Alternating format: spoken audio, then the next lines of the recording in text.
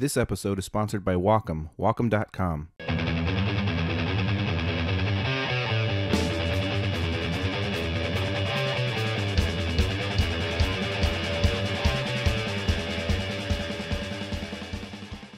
Hey everybody, welcome to another episode of Face the Truth. I've been an illustrator and painter for many years now, and when I work digitally, I work on either a WACOM Cintiq or a Mobile Studio Pro, also made by WACOM.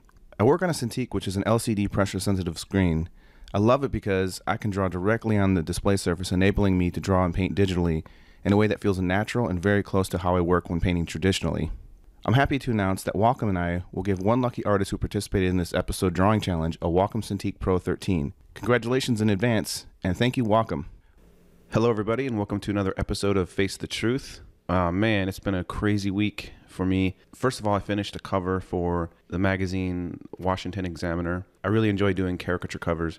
It was a great time. I only had a couple days, and so I had to keep it pretty simple, but I really enjoyed the process. It was really a fun idea, so that was really cool. And the cool thing is they seem to want to use me on a regular basis, so it looks like I'm going to be doing a lot of caricature covers for them, so that's a lot of fun. The other cool thing was I just finished a cover for Time magazine of Trump and Pelosi, and the cover title is called The Art of the Duel, which I thought was very appropriate. They came up with the title after the cover was finished. I had a really good time working on this cover. I did a lot of sketches back and forth, coming up with ideas of the best way to communicate this story, the best way to represent Trump and Pelosi, how Time magazine wanted to show them. I'm still super tired right now. I had to pull an all-nighter. I only had a couple days to finish the painting.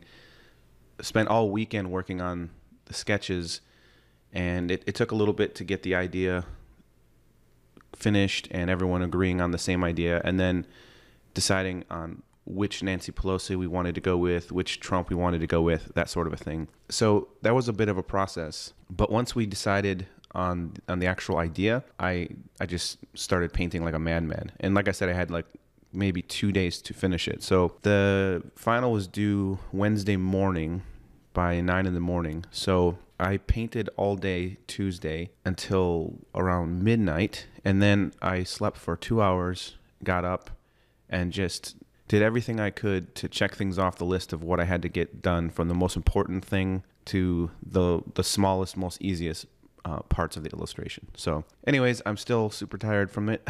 I feel very much like a zombie right now, but it's totally worth it. The cover came out. It looks awesome. I'm really happy with it. You know, the crazy thing about Time, working with Time, this is my second official cover for them. The first one was the Pope in 2013 for Person of the Year. Since then, I've been commissioned to do several covers and, for Person of the Year, and you never know who they're going to choose. So most of those ended up being inside illustrations instead of covers. And I was also commissioned to do a cover a couple years ago of Trump that has never been released yet. And hopefully one day that one will be released. And then a few weeks ago, I did another Person of the Year cover for Time. And that was not chosen either, but they said the artwork is going to be used at some point. So I still can't share that artwork. But this cover was just awesome. The entire time I was working on it, I was sort of stressed out, if I'm being honest, just because, there's been several times where I've done work for them and then it doesn't get used, or the story, the news changes, which that's happened to me a couple times now, where the story changes and my cover is no longer going to be used because something else happened that's a little bit more important. So the entire time while I was working on this, working through the night, I was thinking to myself, man, there's a good chance this might not even be used, and I'm killing myself here. So it feels good. It feels really good that it was published.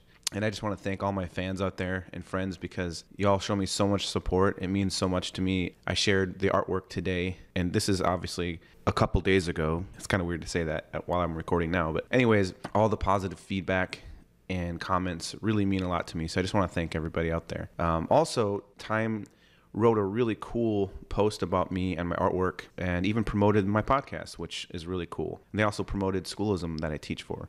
So that was really cool. And then they did a really awesome animation of my cover. And I'm not sure who did that animation, but it looks really good, and it literally made me laugh out loud. I'm going to show it right now.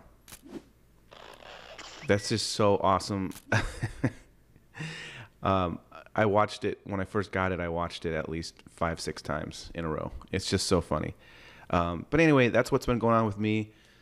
You can probably tell how tired I am because I'm sort of just dragging on here. All in all, this was just a great experience for me personally. I've been dreaming about doing a caricature cover for Time Magazine since I was at least 15 years old. So it feels good to have accomplished this. Anyways, I want to talk just for 1 minute before we get onto this podcast about my guest, Victor Juhasz. He is an amazing illustrator. He has worked for Time, The New Yorker. He's a regular in Rolling Stone. He's recently done some covers for The Nation. He's basically worked for everybody. He's an amazing illustrator. He's old school. He doesn't work digital.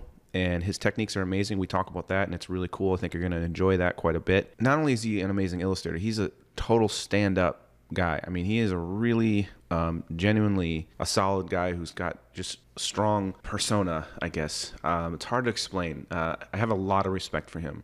I've been a fan of his work for many, many years. I love his sketching style, his watercolor work. He also does oil paintings that are just beautiful. He also spends quite a bit of time with the military, spending time with wounded soldiers, drawing them from life, talking with them, spending time with them, asking them about their experience in the military, and just drawing them and just beautiful drawings. So anyways, I think you're really going to enjoy our talk. Without further ado, Mr. Victor Juhasz.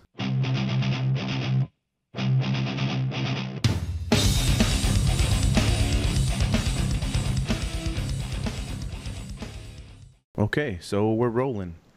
All right. So I gotta find out first of all if I'm saying your last name right. It's Juhasz. How do you? Juhasz. Juhasz. Okay. Knock off the J, knock off the Z. It's what's in between. Juhasz. Juhasz. Okay. I always wondered, and I actually had one of my guests ask me if you were Hungarian because they said that was very Hungarian. Yeah, Hungarian's a funny language. The SZ, which to us would normally sound like Z, is actually a S. Oh, and, okay. If it's just an S, it would be a J. So go figure. Okay, cool.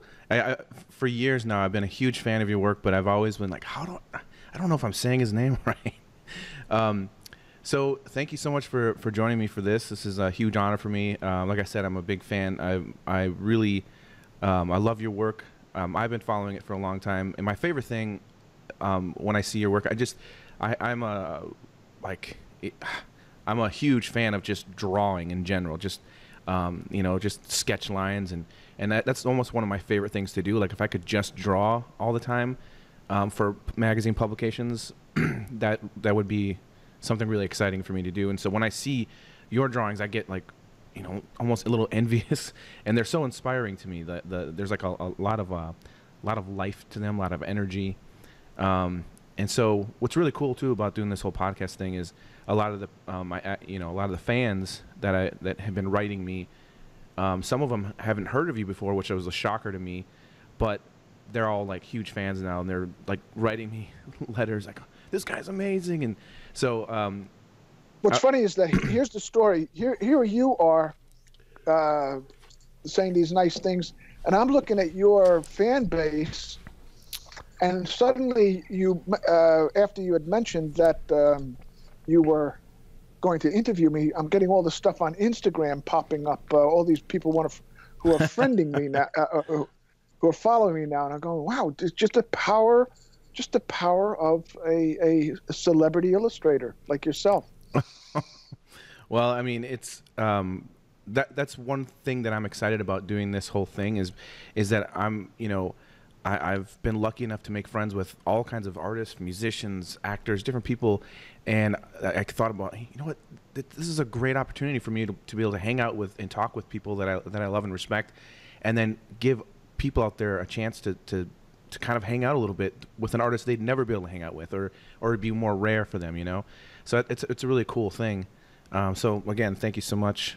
No problem.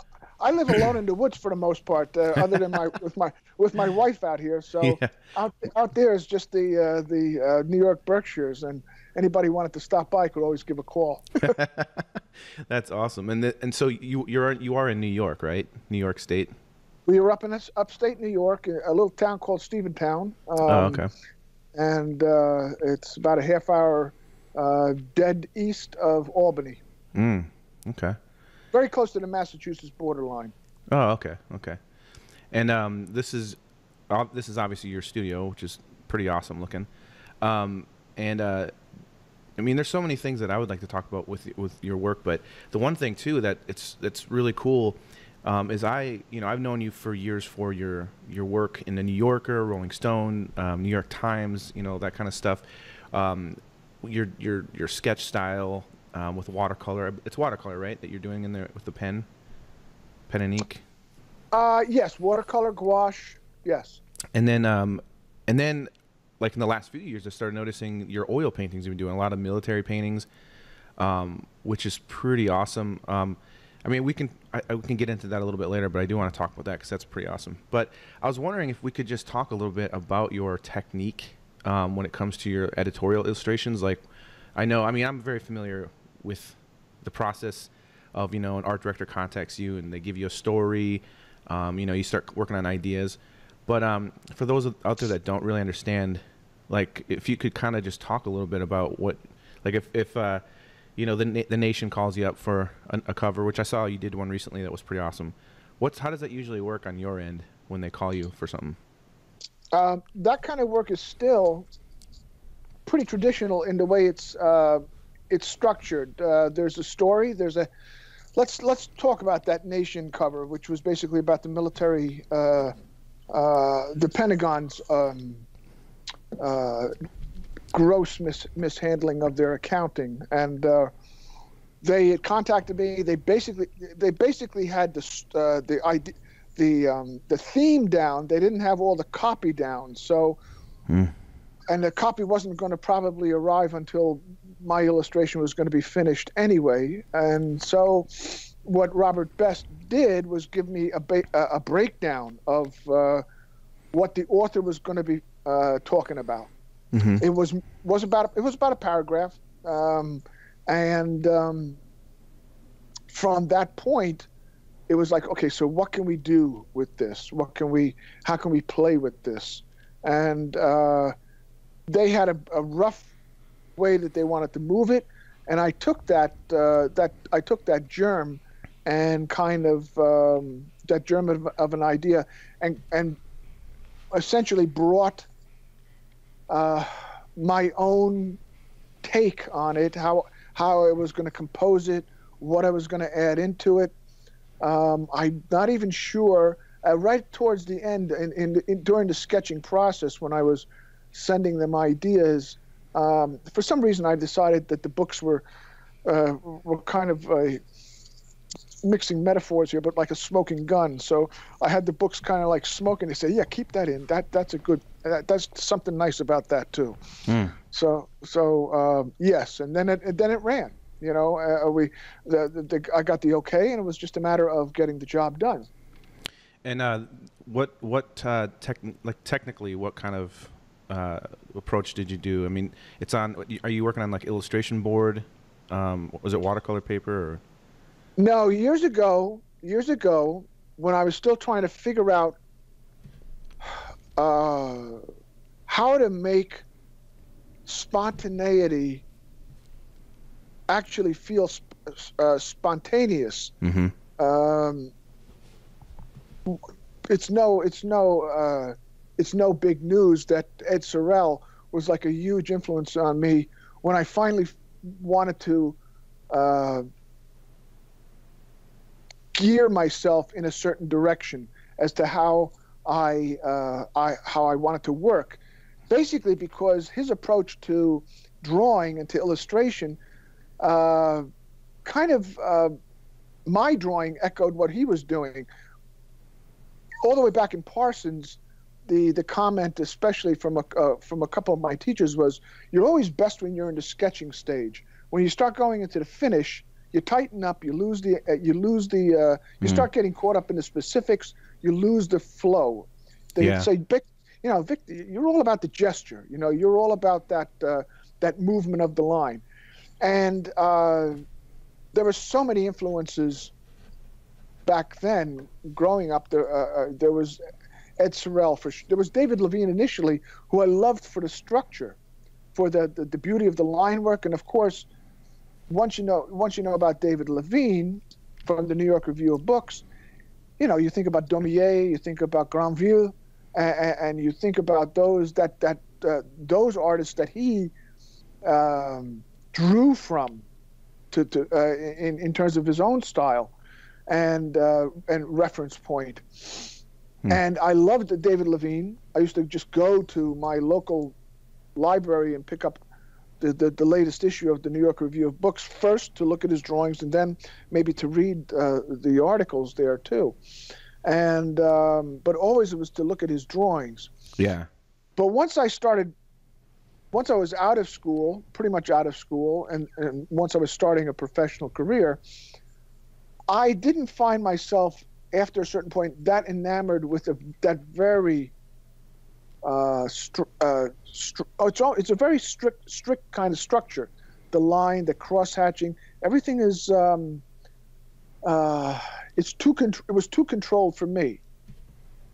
Again, the underdrawing before I started doing the pen and ink, the underdrawing was what was more interesting to me, more satisfying. And of course, then there was Ed Sorel. There's Ralph Steadman, there's Ed Sorel, but Ed Sorel, I knew probably, I related to him because my line tends to go in a certain way all over the place. Yeah. And then finds itself. And that's what I loved about his work. And as I was beginning my career, my professional career, I liked that way of working. But what I didn't get for a long time was that I'd have these great pencils that in the old days you'd bring your pencils to the art directors, Yeah. and then you go back and you finish them up on the paper that you drew it on. But I bring in these great pencils, these real fun loose drawings, and then I'd go back in with the line, and I would try to replicate those lines that were underneath that. Well, you can't do that. How can you fake a spontaneity? Yeah, that's not easy. Yeah, and so I mean, a lot of the stuff technically, from a technical standpoint, looks very good, but it almost invariably became disappointing to me. But by the time I handed it in, because it was not what the original drawing was underneath. No matter how good it turned out, it wasn't what the intention was. Yeah. And then somewhere along the line, we had moved upstate. We had moved out of Jersey. And where we moved in upstate New York, we were sort of relatively close neighbors to Stephen Alcorn, whose father, John Alcorn, was a good friend of Ed Sorel's. And I would just we talk technique. Every once in a while we get together and we talk technique. And I said, the fucking frustrating thing for me is that I almost never get the line quality that I had in my sketches. And then he said, well, Ed just draws on bond paper, and when he gets to and he keeps working it over and over again. And I was like, what? And he goes, yeah. And then when he finally gets a drawing that's satisfactory, he mounts it to a harder board, to a harder sheet, harder paper or harder board, so that the paper doesn't ripple when he applies the watercolor. And I'm thinking, Jesus Christ. That was such a simple solution. And I never thought of that. Because I would do drawings on bond paper. And but then I put the watercolor on it, and they'd ripple like crazy, or like a really nice light Strathmore sheet of paper, but they would always ripple up and look kind of weird. And of course, thankfully, in those days, you sent the original to the art director, and they would have to worry about how to scan it properly to make it work. To to print well. So this is a long way of getting around your question about how do I approach it from a pen and ink standpoint? Because let's say that cover for the Nation was done in pen and ink, but now another tangent to your question is that over the decades I become more and more frustrated with the quality of the inks. I've still got really good. I still have probably over 100 really wonderful.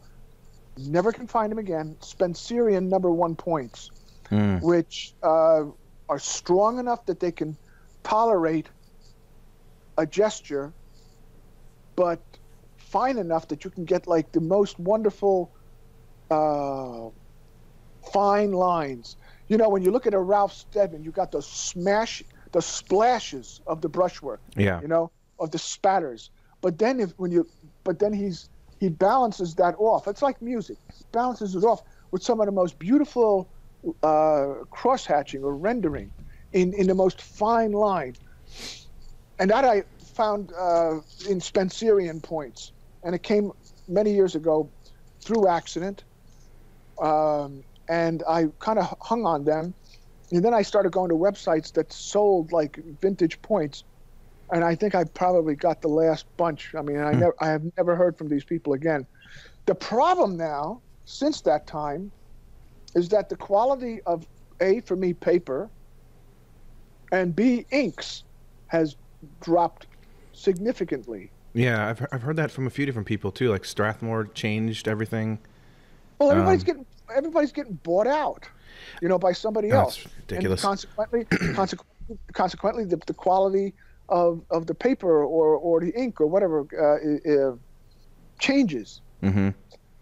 Usually for the worse. What kind of ink? Like I used to use. I used to do a lot of pen and ink stuff, and my favorite was FW ink, and I got that because I heard that Mort Drucker used it, and I loved Mort Drucker, so I was like, let me try this stuff. But what I really liked about that was that it's acrylic based, so it's you can, like I was using just a basic pen and ink for a while. I can't remember what it's called, but it's that very classic, shape. Like a speed, like a Hunt or a Speedball. Yeah. Something like that. Okay. But when I would go to do watercolor in there, it would always bleed a little bit. But the FW stuff never did. It just stays solid. You can go in there with acrylics, gouache, anything. So that's the stuff that I always liked. Have you ever messed with that before?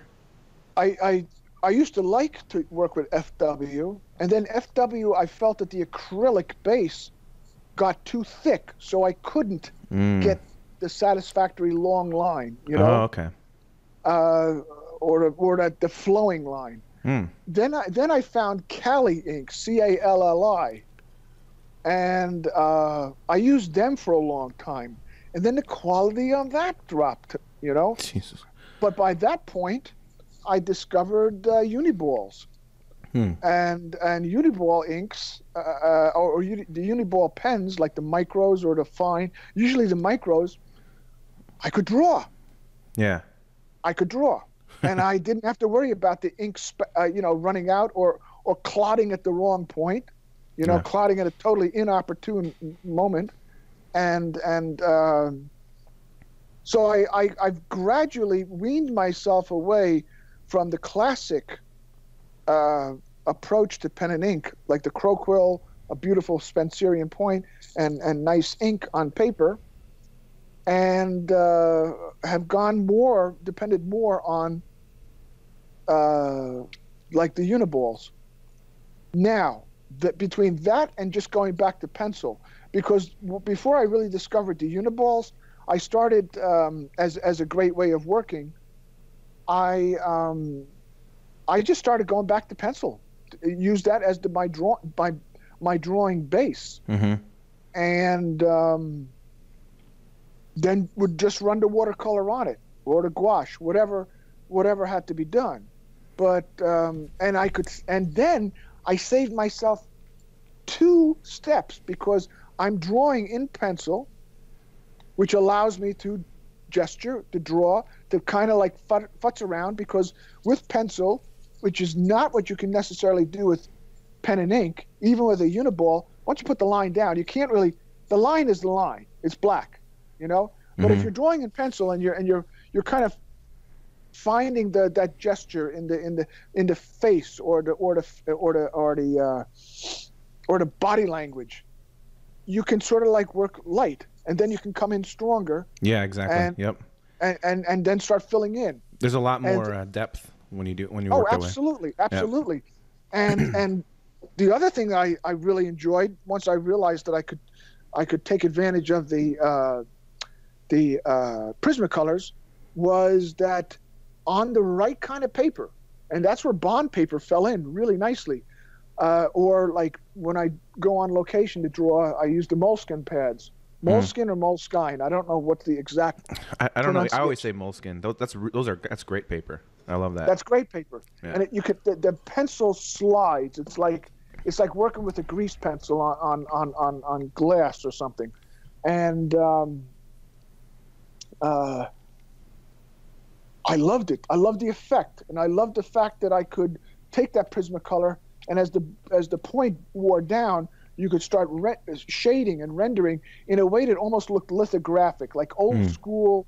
Like you look at those old Daumiers, and that kind of way of approaching the rendering, where you could get just that pen point or the pencil point that started off really sharp to get the initial jabs in. Then you can start going in with the fatter, flattened point or pencil line, and just start creating those shadows. That's like one of my favorite covers you did in the last couple of years is that Trump one for Rolling Stone with the tornado. Yes. And I saw with that one that you had done several versions of, I think you were trying to get that like lively, kind of movement, obviously because it's a tornado.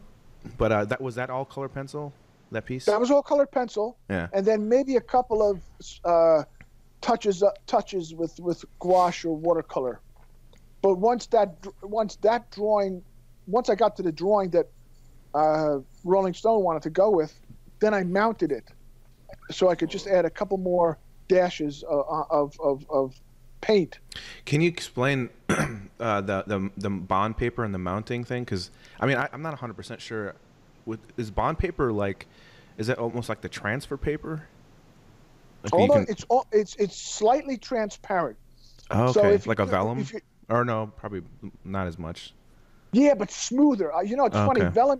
Vellum almost sounds like it's smooth and slippery, but I find it more resistant. I love a good quality bond paper because you have a certain level of transparency. So if you're working on a drawing and you don't like what you're seeing, you're getting too many fails on it, but you like other parts, you just slip it under the sheet, the next sheet, and you start redrawing. You start rethinking it, and you, in your mind as well as in reality, you're editing out what you didn't like before. Yeah, that's awesome.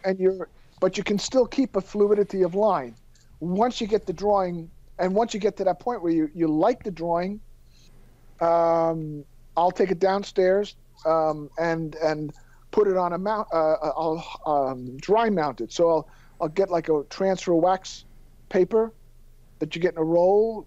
Just pull out the sheet, heat it down, and then just to put it in place, cut it around, fit it to size, put it usually on a 4-ply Strathmore paper, and then just dry mount it.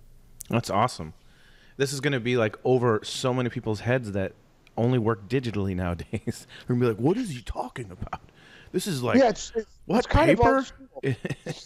It's kind of old school, and it still allows me to maintain a level of spontaneity. Yeah. And at the same time, I can do other stuff to it, because a good bond paper can take a fair amount of abuse. So once you dry mount it, you don't have to worry about the rippling. If you want to go into it with watercolor, you want to go into it with gouache, you want to really maybe work in, you can do that. And you won't. That's awesome. The paper can take a fair amount of abuse. Wow, that's pretty cool. That's awesome. I'm gonna try to mess around with some of that. I haven't ever worked on that kind of material before, so that sounds pretty cool. Do you have a dry mounter? No.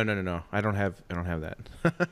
No, I mean, I, A heat mounter, I should I say. mean, no, I don't have anything. I mean, mostly my medium of choice. I love watercolor, but I mostly just do that for fun for myself. But for like private commissions, I usually work in oils. I'm working on one right now, and for that, I like to work on linen, but linen that's attached to like wood. I don't like the spring of a canvas. I like the You and me texture. both. Yeah, and so that's usually how I work. And then, of course, I work digitally for all my editorial stuff, which I've been for maybe close to 15 years now. I've been developing. I'm constantly developing my technique digitally because, it's important to me that you don't look at it and go, oh, that's digital. Like I want people to just be like, oh, that's a drawing, that's a painting, and to not think about it as digital. And it takes some time actually to get that feeling, because when I first started working digitally, I was very much against digital art, and I'm a traditionalist, and I've been drawing in pen and inks and color pencils and acrylics and every single medium my whole life. And then when I started getting into the editorial deadlines and that sort of stuff, I did acrylics for a few years, and it was super stressful, like trying to paint fast enough to the quality I wanted with the amount of time. And I wanted to paint more realistic, like I was when I first started, I was Roberto Prada was someone that I was like, oh man, Mm-hmm. I want to paint like that guy. Daniel Adele, Dan Adele, sure. yeah, and C.F. Payne and James Bennett. So those guys were like, they were rendering more realistic, and that's what I was like, okay, that's the direction I want to go. And I started doing that with acrylics, and I started getting published work and that sort of thing. But the deadlines started becoming super stressful. And then a buddy of mine eventually said, dude, you got to try, doing some digital painting. That'll really help save time. And I pushed it away for a while because it just seemed like that's not real art. That's not real drawing or painting. And then I ended up one day, I was in a Best Buy, and I saw a Wacom Graphier tablet, like this little small thing. I remember it was $110, and I was like, you know what, I'm just gonna get one, and we'll see what's going on. And that week, I got a commission for Muscle Magazine to paint Arnold Schwarzenegger, and I was like, you know what, I'm just gonna do it with this. I probably shouldn't have, because I had never worked on digitally before, so Yeah. I was kind of gambling a little bit. But once I started messing with it, I got the sketch approved. I did the sketch in pencil, and I got it approved. And then I had a scanner at the time. I don't even have one of those anymore. But I basically, What? yeah, You don't even have a scanner? I don't need one. Man. No. All right. I'll explain why. But so I basically did this digital painting, and then as I was working on it, I'm like, wow, this is I can paint with it. It does feel like a painting. And I was painting way faster, and I was like, wow, I can actually get pretty realistic here in a way faster approach. It was still hard, and it was still a challenge. I sent it to them, and I was super nervous. Like, I don't know if they're going to like it. And they wrote back, and they're like, holy shit, this is awesome. They're like, this is amazing. How did you do this? And I was like, oh, it's my first digital painting. And then I started doing it from then on. I started just like, slowly started to develop my style, my technique, and just, started exploring different approaches, like doing underpaintings. Experimenting with like, hey, I'm going to just paint my whole canvas red and then pull out of it everything and just let some of that red pop through. So because I paint traditionally, I was able to take that experience and bring it into my digital work, and then vice versa. Like the more I painted digitally, the better my traditional painting started becoming, because painting digitally allowed me to work faster. It allowed me to learn how not to do things much quicker. Like, oh, this doesn't work. And so, you know what I mean? Like, basically, I experimented a lot, and I was like, okay.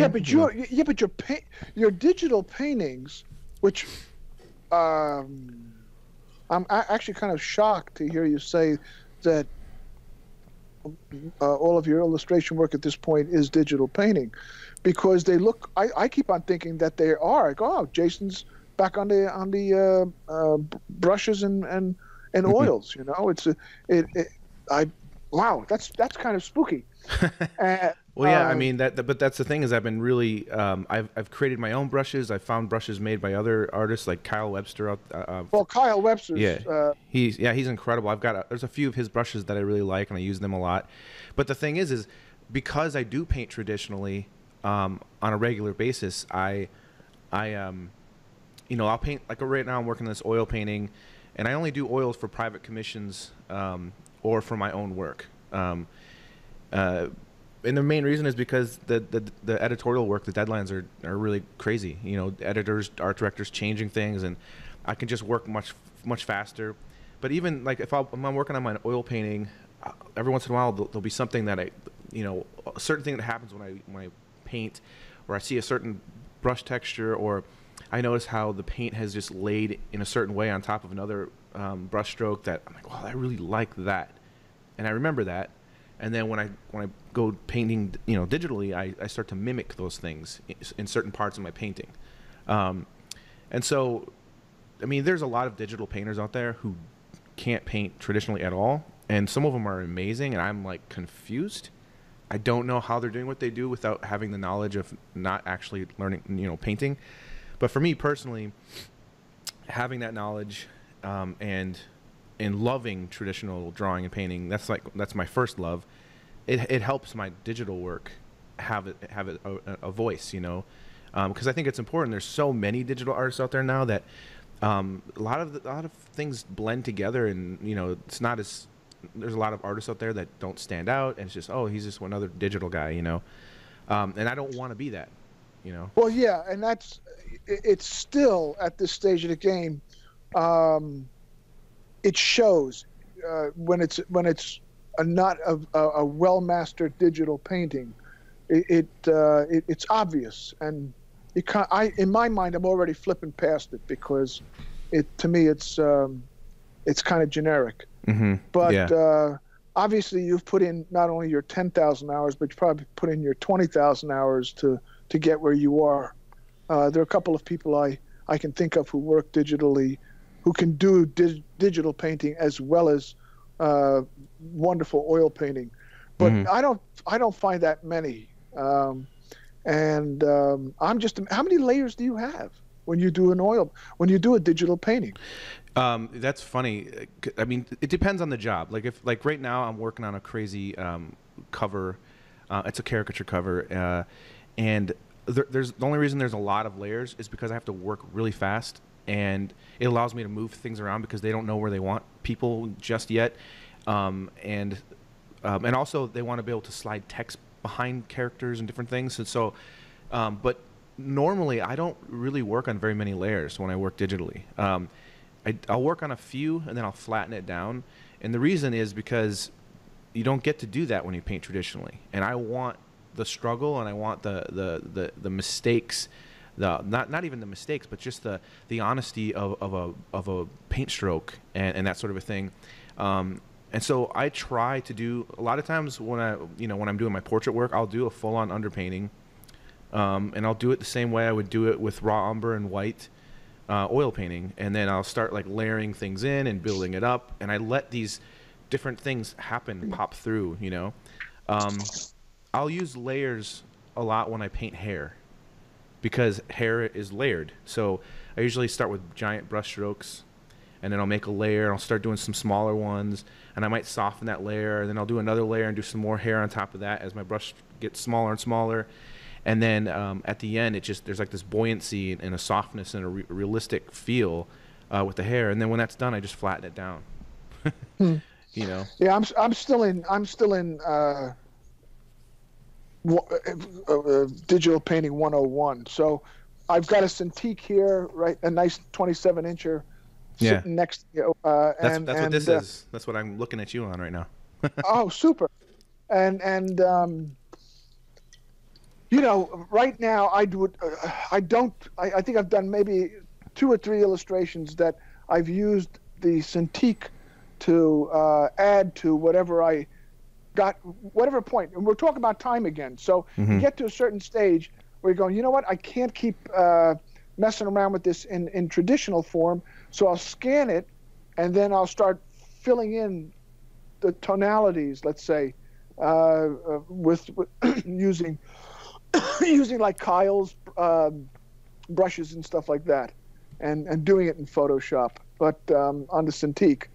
Yeah. Oh, and just to go back a little bit, the reason I don't have a scanner anymore, or mine died, I didn't get another one because how much I'm doing digital stuff.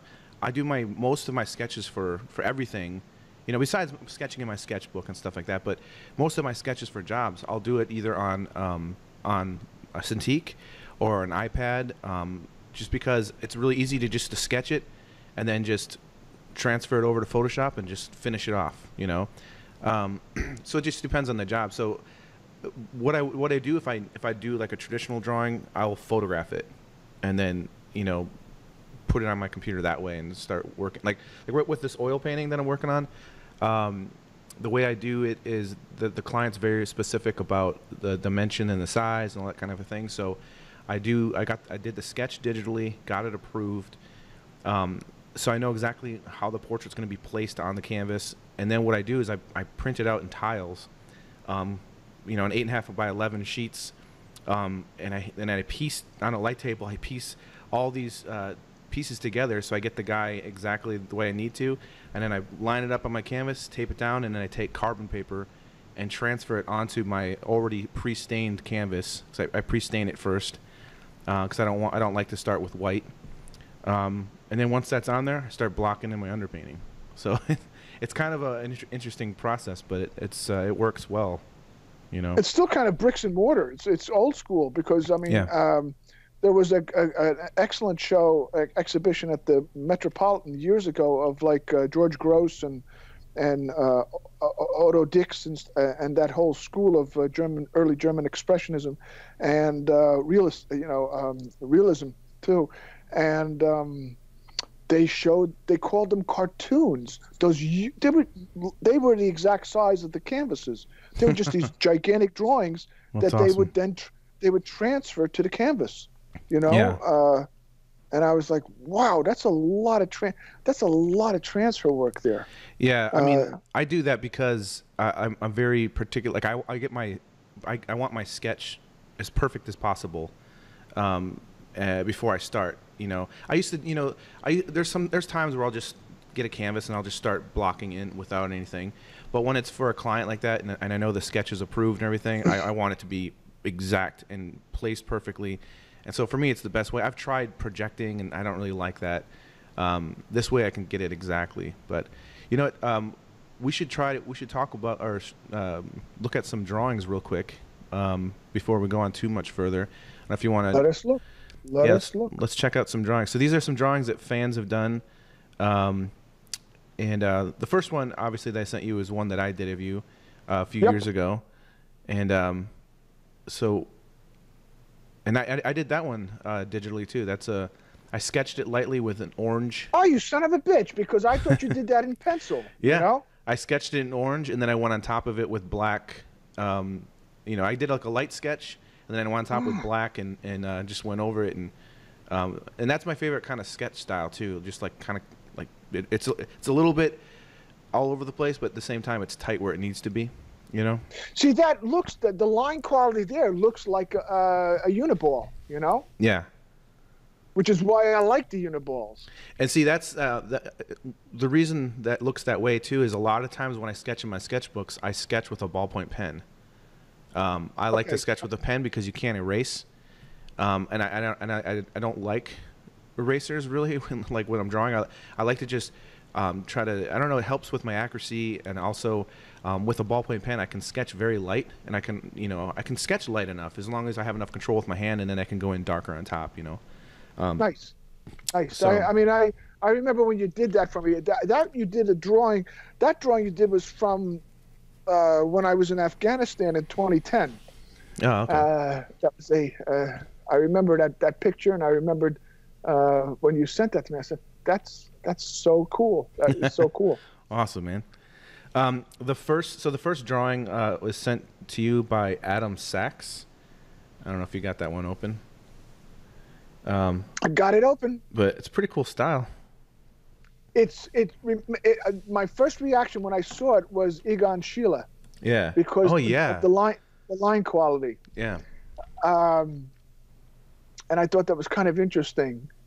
Yeah, I can definitely see that. Do you know who the artist Mark Yankus is?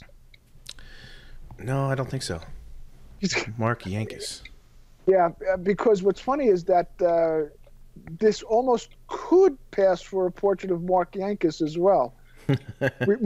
Apparently we have these doppelgangers that we're not aware of until somebody does a drawing of it. It sort of reminds me of a Rockwell as well, like something about the expression and that sort of a thing. Yes. Right. So the next one is by Jared Hobson.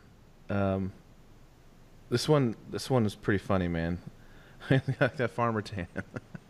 The farmer tan is right. He's got that down, and that was out in Wyoming earlier this year, or last year actually, since we're now in 2019. And I was there at the request of the Brinton Museum as an artist in residence for a couple of weeks, and all they wanted me to do was go out there and do some landscape painting. Yeah, that's awesome. And draw what was going on around. So that was a nice picture taken by a friend of mine, Zach Pullen, who lives out in Wyoming, who came out to spend that afternoon as well, painting out in the fields with me. Oh, cool. Came out with his son. But I love that. It's funny. It's great. And very generous on the mustache and goatee. If I could grow it that thick, I wouldn't be shaving all the time. That's funny. I get to a certain point, and it's like I give up. I look in the morning at myself, and I'm going, "Shit, man, this just doesn't cut it. Let's just shave the goddamn thing off." The next one is by Didier Lubat, and I hope I said that right. This almost has like a Pixar feel to it or something like that. Yes, and here's what's funny: when we see ourselves in the mirror, and then when we see how people portray us, they're catching a certain truth. And one of the things that happens, I was listening to a discussion on just on aging and stuff like that. And one of the things that happens, whether you like it or not, is as you get older, you lose that muscle tautness in your face, and your cheeks start sliding down. They just start falling, and your skin starts falling. Unless you're Jack LaLanne and you're doing all those stretching exercises every day, all the time. But gotta start doing that. Ugh. But I noticed that this is the third one now, and yeah, they're picking up on that. The fact that my cheeks are just dropping now, and it's good. It's fun. Oh man, you bastards! It's reality. That's one of the things of caricature is that it's telling a truth. Mm-hmm. It's telling a truth. Yeah, that's why I hate when people call it distortions. It's like, no, distortion is the complete denial of truth. It's exaggerating. It's taking the truth and bringing it to another place. Right. If it's done right. That's a good way of putting it. The next one is by Asamadi Abdullah. I feel so bad. I know I'm saying that name wrong again. This guy has submitted before, and I think I butchered his name last time. I'm sorry. Wait a minute. Is this the one that says Ash Creative Legacy? Yes. Yeah. Okay. All righty. He's giving me very hipster glasses. This is cool. Yeah. I might want to check out hipster glasses after seeing this. Yeah, you look like you could be in Weird Al's band or something like that. I could be. That absolutely. It's a fun drawing. And again, this is obviously in digital, right? Yeah, that's a digital one. Yep.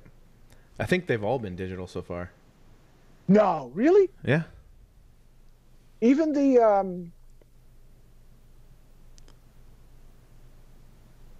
wow. Okay. Even the one where I was wearing that T-shirt with the farmer tan, that was a Yeah. digital. Yep. I think he did that one on an. I know he works on an iPad a lot. He's a past student of mine. But yeah, that's digital. Cool. Very nice. Very nice. Let's look at just a couple more real quick, and then we can go on. Sure. Go ahead. So the fifth one is Leighton Scarborough, and that's digital as well. There's some you can see there's some nice brush. I don't know what kind of brush he's using, but it's a pretty nice brush. Oh yeah, I like that. It's got some good like texture that. to it. And the next one is burned. And he's got the funny ear action on my face too. Yeah, which is good. it's going off in that direction. The next one is by Bern Weidenauer. He's an awesome guy. He's from Austria. And some of these people have questions too, but I can ask you that later. But so speaking of, you're talking about Afghanistan. I know that you do a lot. You've gone over to the Middle East quite a bit, and you've done artwork. I know you've gone to wounded veterans hospitals and done sketching and that sort of thing. Is there a way you could just talk a little bit about that experience and what actually it is? Because I mean, that to me it seems like a pretty awesome thing that you're doing. And then also you've been doing these just awesome oil paintings that personally I like. What I like about your oil paintings is there's I don't know if it's just that you're a real student of like what I would call classic illustration, like in the golden age of illustration with Leyendecker and Rockwell and all those guys. But there's a feeling in your oil paintings that makes me feel that same. There's some kind of quality and aesthetic to it. And I don't know if that's something you're going for, or if it's just, hey, this is just my, I'm not really sure what your main influences are for that style, but they're beautiful paintings. They're really awesome. Well, let's address a couple points. From the beginning of my career, actually since the beginning of my interest in drawing as a kid, there were two pulling influences. One was to be one was the world of cartoons and caricature and Looney Tunes kind of humor, Mad Magazine, early Mad Magazine kind of humor. And as I got older into high school and stuff like that, there was like National Lampoon humor, the great illustrations that were in there, and so that was one thing that was kind of intriguing me. But the other part of me was very attracted to drawing, with a capital D, drawing and painting in a repertorial style, so that while I was totally thinking I could see a career after a certain point as a caricaturist or a satirist or whatever, and I also grew up watching the CBS News and the courtroom trials that were with those great courtroom artists, one in particular, Howard Brody, who was a huge influence on me. I used to almost watch Uncle Walter on CBS every night just to see if anything was coming in from a trial that was going on. Howard was a remarkable. He was just. I used to just love the energy in those drawings. And if you look at those drawings from those trials, which you can't find that many online, Howard was did not take advantage of the internet age. Let's put it that way, to get himself out there. So if you Google him, you'll find some examples, but you won't find many. Yeah. Of the remarkable courtroom work he did, like for the Jack Ruby trial, the Chicago 7, Sirhan, the Manson trial, Lieutenant Calley, all these incredible things, and that he was there, that he was witness to. And I used to think, boy, I would love to do this too. This is, I could see this kind of, drawing in my life too, because in one sense, if you think about it, the loose caricature, loose gesture drawing, in terms of humorous work, well, loose drawing, trying to catch the gesture in a courtroom or on a spot, on location with military or wherever, you know, that all kind of has a basic center, which is about drawing, which is about capturing some sort of truth as a witness to whatever you're doing, you know. So they have that connection, even though they look like they're worlds apart in terms of style, which they are. Anyway, I eventually met Howard at the John Hinckley trial, where he was working for CBS, and I was called in by the Washington Post to be the courtroom artist there, and we became immediate friends from the first day on.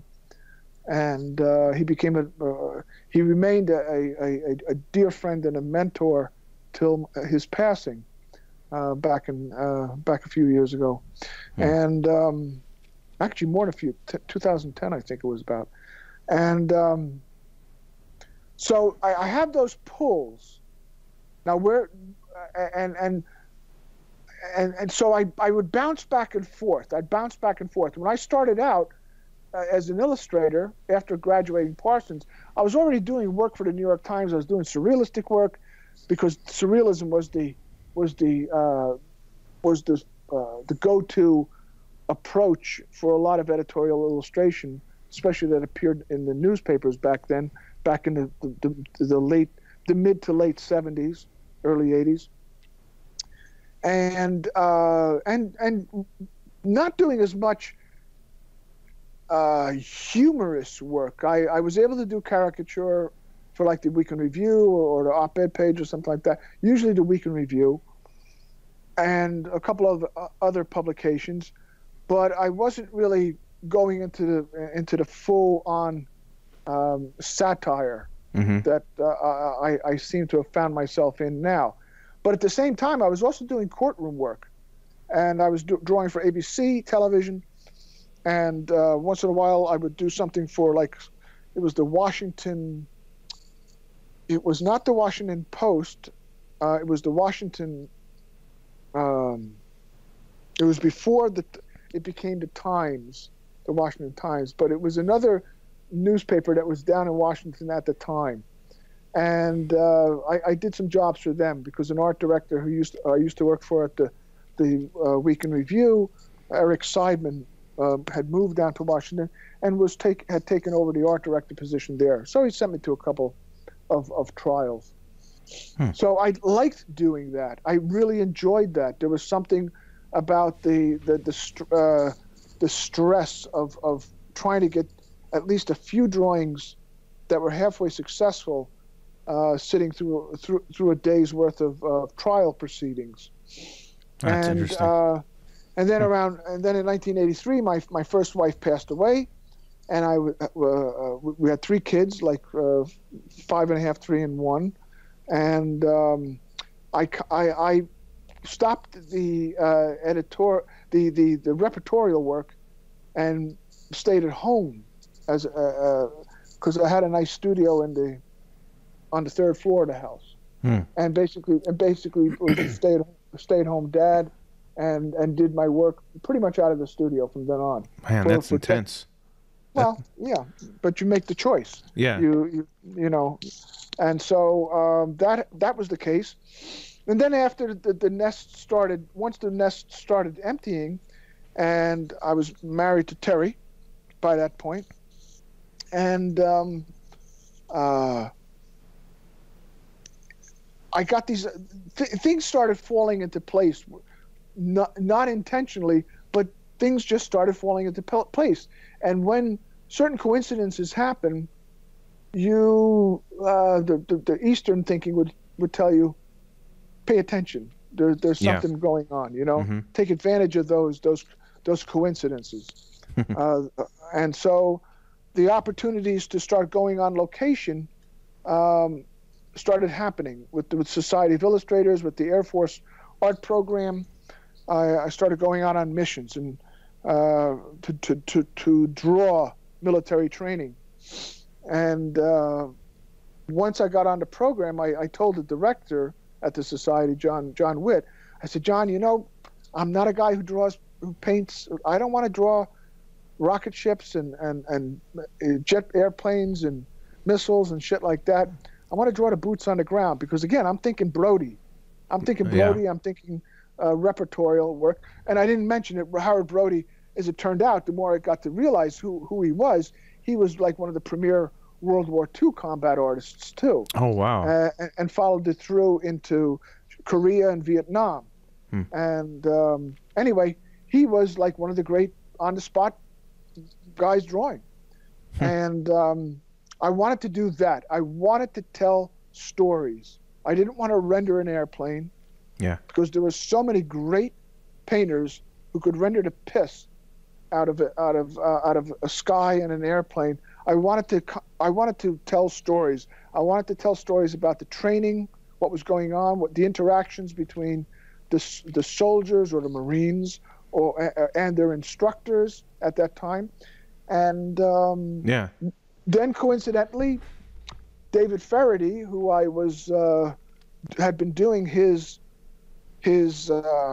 golf column for Golf Magazine from the very inception, he called me up one day in 2008 and said, "How'd you like to come with me to Iraq?" And I said, "Yeah, let me ask Terry about going there." And I went to Iraq, and that started a yearly tradition for a while of going during the Thanksgiving week with Faraday's group, the Troops First Foundation. And I would go there and I'd draw the soldiers and Marines and bring the drawings home and scan them and for myself, and then send the originals out to the family members that they wanted me to send them to.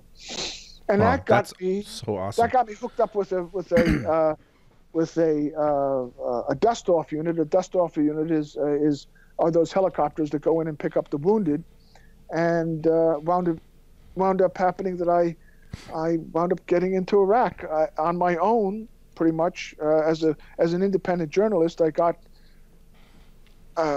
Peter Kaplan, who used to be the editor of the New York Observer, to sign off. He had moved over to Condé Nast, and I begged him to sign off on me that I was going to go on an assignment to Afghanistan.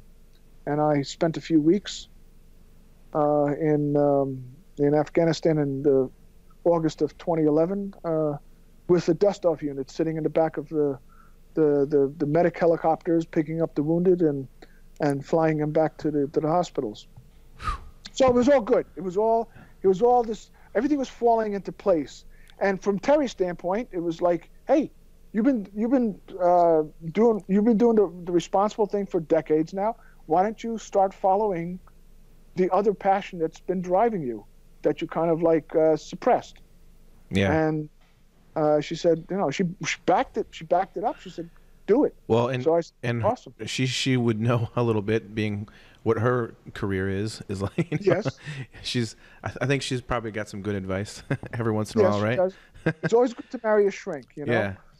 And by the way, Vic's wife is amazing. She's a really cool person. I've met her, I think, a few times. She's very, very nice, very friendly. I think the first time I met you at the society, she was with me. Yeah. And of course, the two of you started up the conversation, or continued the conversation. Yeah. She could sit next to a Hell's Angels, and before you know it. Hey, you compare me to Hell's Angels? What are you talking about? No, she will start a conversation with anybody and everybody. It's that kind. She has that personality. No, she's awesome. So, yeah, that's amazing though. Like that experience must be intense, being there, picking up the wounded like that, and I mean, and then sitting there and drawing them, and then I'm sure you probably got in conversations with some of them and that sort of a thing. But that's amazing, man. That's like That's an intense experience. That's crazy. Yeah, and right, and the other aspect of the repertorial work was going to the hospitals, to like Walter Reed, uh, Bethesda, Walter Reed down in Washington, as part of a group called the Joe Bonham Project, which was started by a former Marine, a retired Marine, Michael Fay, whose mission was to record these stories of the wounded coming back. And that's where you really got to talk to people. Yeah. Not so much in the middle of a helicopter pickup, but you got to talk to the soldiers and Marines, many of whom came back seriously banged up, and just sitting down, drawing them, and unintentionally, unknowingly, stepping into something that was kind of magical, because for them, you were actually there to hear their story. You were there to hear their story, because all you had to do was ask them, "So what happened?" And I'd say 99 out of 100 would be more than happy to tell you what happened. And oftentimes, the fact that you were intently concentrating on them while listening to them, drawing them, they would start opening up about aspects of what happened to them, that their poor families, who oftentimes would be there half a year, year and a half, sitting bedside, would suddenly say, "You never told us that." You know, there was just something about this notion of being a witness to somebody that broke down barriers. Yeah, exactly.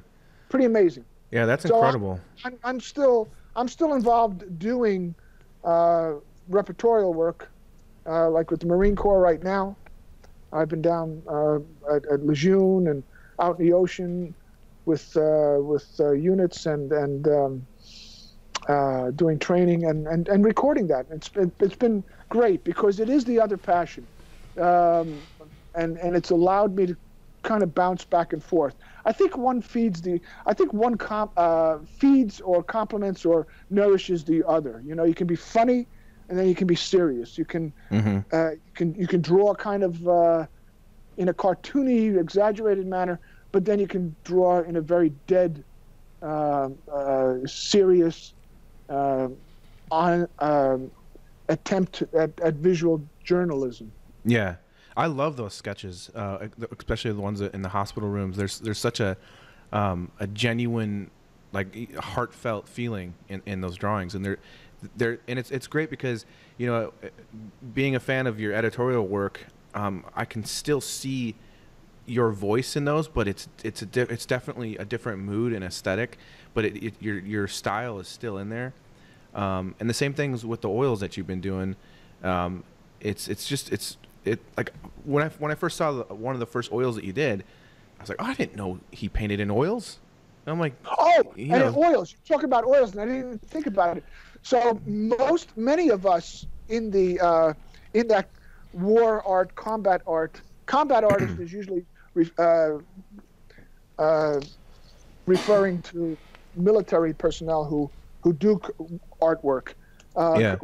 War art is us civilians who accompany and do the visual documentation. Anyway, for those of us who do this work, many of us refer to people like Winslow Homer as an influence.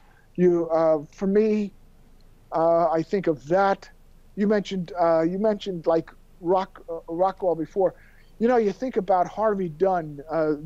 There were a number of great illustrators, American illustrators, who went with the expeditionary force during World War I to record to document our doughboys over there, and many of them were Society of Illustrator members. And so they brought back this tradition of great painting. But then I always go back to Homer. Homer was an incredible storyteller, and he was embedded, like all those artists were. And he he suffered along with the troops, the deprivations, and all the miseries that they went through. As a matter of fact, I do believe that the Civil War affected Winslow Homer, from what I've read, quite significantly, so that when he returned, he had physically changed as well, and was in certain respects unrecognizable to people who had known him up until then, you know. But he remained a great artist and painter, and again, going back to something else, it's all about telling the story. Yeah. And I think now that I'll be turning 65 in about another month and a half, and I'm figuring on the last innings here, concentrating on telling the story. Yeah. I mean, for me, that's really, I think, whether it's funny stuff or whether it's serious stuff, I think I've always been drawn to telling the story. Oh yeah, I mean, and whether it's funny or serious, I mean, the reality is the reason I think I was so drawn to caricature from a very young age. Like I just started doing it. I think that the reason it pulled me in so much was that when I'm doing a caricature, I'm not like necessarily trying to be funny. It's how I see things, and life, even in a very traumatic thing, there's humor in human beings in general. Like, even in serious things, like, of course, Donald Trump right now, it's, I can't stand the guy, but he's entertaining. I find there's humor in things that aren't supposed to be funny, and Okay. you know what I mean? Like this is not supposed to be funny, but to me it's hilarious. There's a lot of hilarious things. But that's one of my hashtags sometimes when I post on Instagram something regarding Trump or the current administration. It's like not funny anymore. Yeah. No, it's very surreal. But I mean, in general though, with caricature, and even even when I'm doing like this portrait I'm doing right now is a realistic portrait, but I still and I probably get this from my love for Rockwell, but like there's just still some slight character in there. I even though the proportions are correct, I might like add a little bit of fun with the mouth and the crease in the eyes, and just little things just to kind of I don't know, just it adds a little bit more life to it, I think. Well, I would hope so, because otherwise, what's your value if you're not adding something like that, right? Yeah, exactly. Otherwise you're just copying pictures. Use a fucking photograph. Exactly. Yeah. So the idea is to be bringing something into it, and I think those of us who kind of do portraits, kind of do caricatures, whatever. I think you've got to bring something into your subject matter. Otherwise, there's really no reason why you should be doing the job. Yeah, exactly. I mean, it's weird the kind of portrait jobs that are like, it's funny because I started off doing, I love doing caricature. It's a lot of fun for me. And again, about the story and just finding the character to pull out and trying to find something unique and almost, just push yourself to like, okay, what can I find that's interesting about this person that I find interesting, and how can I like tell that story in my work, So that's the kind of stuff that I love. And then I started getting realistic portrait work. Rolling Stone asked me to, and then I started getting other clients to ask me to do it. And I don't mind doing realistic portrait work, but my one issue is just like what you said, like, if you might as well use a photograph if you want it to be super realistic. And some clients, they want me to paint so realistic that it becomes, it's no longer me doing a painting. It's more of me almost like being like almost robotic. Like I have to try to copy exactly everything is supposed to be. Whereas normally, when it comes to my caricature work, I like to render as realistic as possible, because there's kind of a weird element to that when something's exaggerated but also rendered very realistically, kind of throws people off and like, wow, this is kind of weird. But when I'm doing realistic portraits, I feel like I'd rather just be painterly and expressive with it, because otherwise just use a picture. Because basically I have to measure the proportions, exactly what the person looks like. And so my favorite portrait type work is when I get to be expressive, kind of be crazy with the color and the brush strokes. But yeah, every once in a while I get one of those jobs where it's like, we're seeing too much brush work here. Can we get rid of the brush work? I'm like, you do remember that this is a painting, like it's supposed to be a painting, because Right. like my favorite painter is Sargent, and I love the fact that you can step away from his paintings, and you can, it looks so realistic and beautiful. You take a couple steps forward, and you can just see all the brushwork. How he was able to simplify the folds on a sleeve, on a woman's elbow or something, and just like, what? How did you do? That's insane. And that's where I'm, that's my inspiration as much as I can when I paint, to try to, I don't know, like when I'm working on my paintings, my oil right now, that's kind of, in a way what my goal is to try to, take that kind of inspiration and see where I can take it, Yeah. That son of a bitch, Sargent, ruined it for all of us, because he made it look so goddamn easy. Yeah. And it's not. I mean, No. there are very few that had that kind of. There's another one. If you like Sargent, have you ever looked at Zorn? Zorn is another one of my favorite painters. In fact, I use the Zorn palette almost exclusively for all my work. Oh, there's a Zorn palette? Yeah. It's Right. it's ivory black, yellow ochre, vermilion, and white, and you can modify it by putting in some French ultramarine blue in there, but I usually use a cad red, and I'll just use all, it's a very simple palette, but what you're doing when you're working on it is you get because black is your blue basically, so you mix blue with or black with the red, you get like a dirty violet. You mix, the red with the yellow ochre, you get like a dirty orange, and you get the black and the yellow ochre, you get a dirty yellow, and there's like an automatic harmony within the palette, and you just focus on your temperature, and you focus on your values, and again, like I said, you can modify it by adding in a little bit French ultramarine blue in there, make the black a little bit more blue, and if I want a whole different feeling, if I want a less warm feeling, I'll switch to the cadmium red with a alizarin crimson, and it'll have like a cooler feeling. Absolutely fantastic.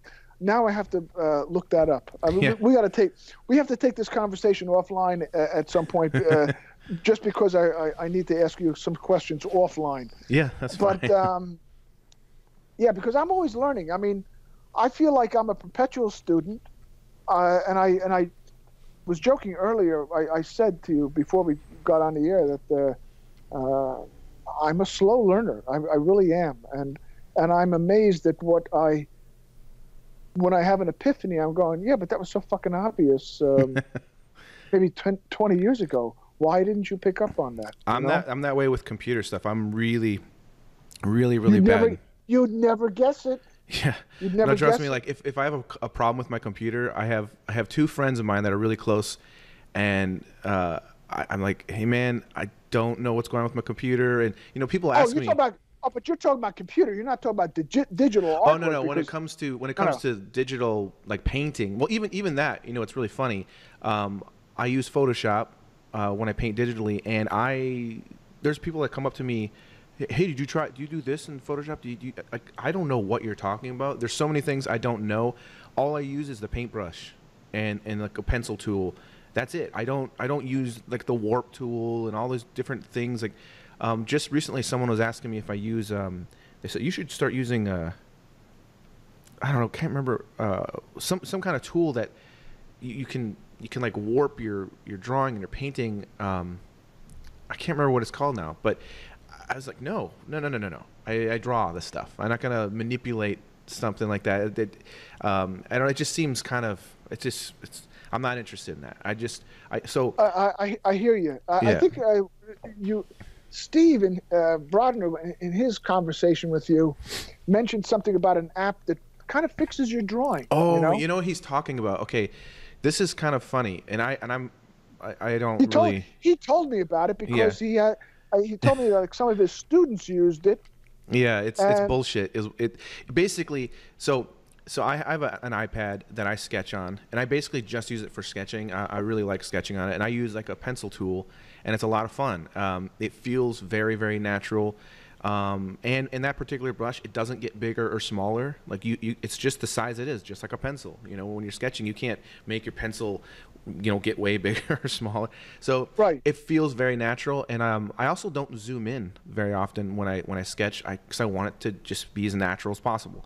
Well, there is a tool that I've noticed artists online using, and they've shared their videos, and it's some iPod thing. I don't even know what tool it is, but basically when you'll do a line, and it'll correct the line. It'll make it so when you go like this, it'll correct it and make this perfectly smooth. And what Steve said was it looks like a 40-year-old inking veteran, like someone who's been doing this for 40 years and they've mastered the line. But now you can get on that thing and you can just go whoosh, and it's like this perfect, like, beautiful ink line.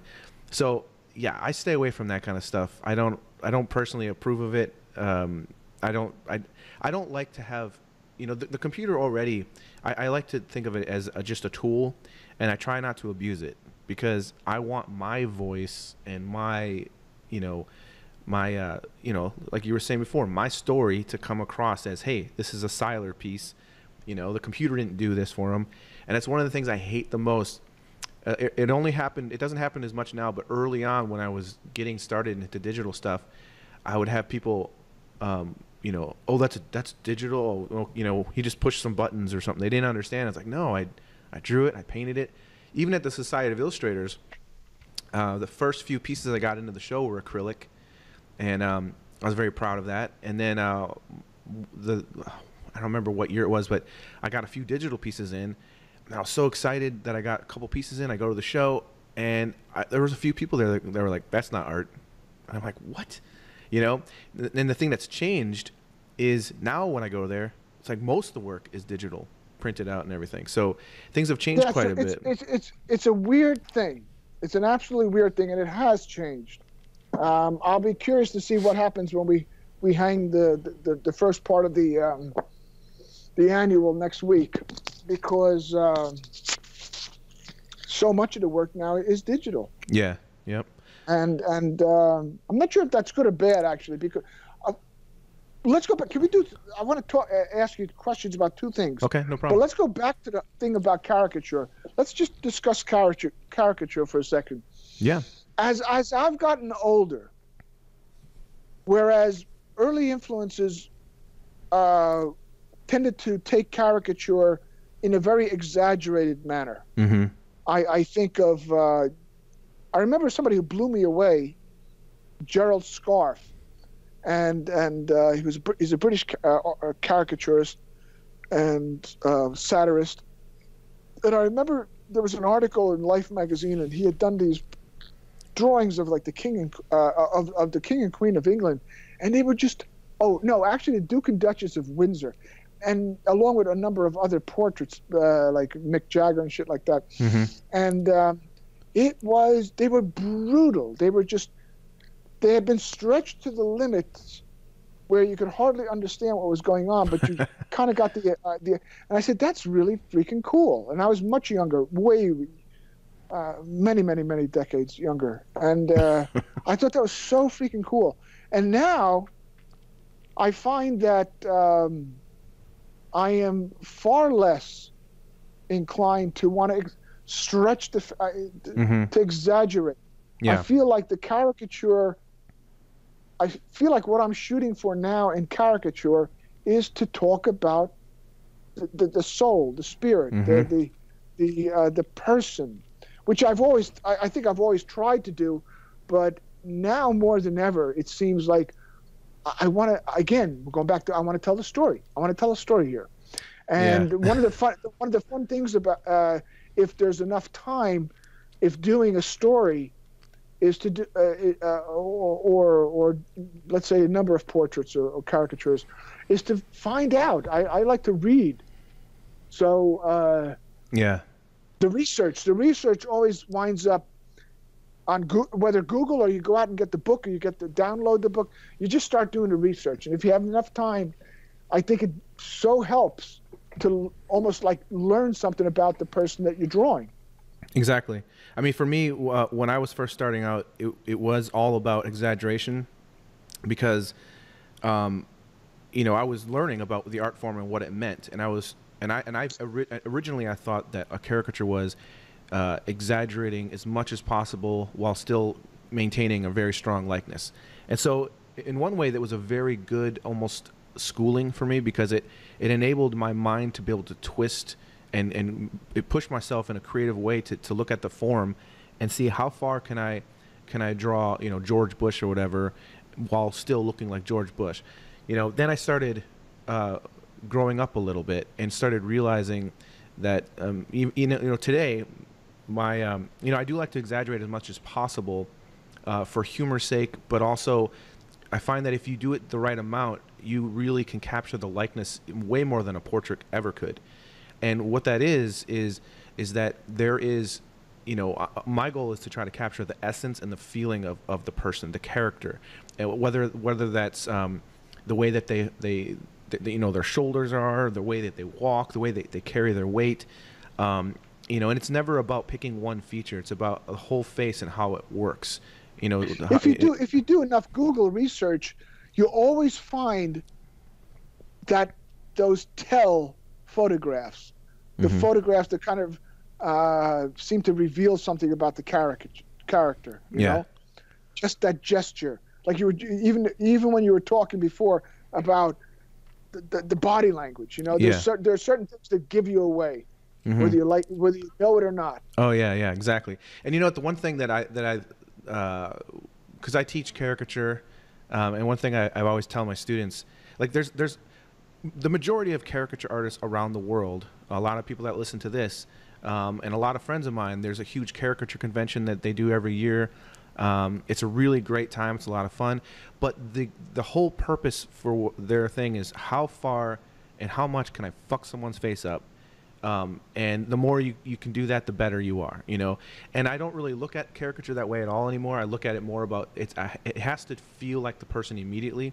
And one of the things I teach my students is when you're if there's a crowd of people walking your way and you don't know it, but one of your friends is in that crowd, when you look over, it takes a split second and your brain identifies the person. Why?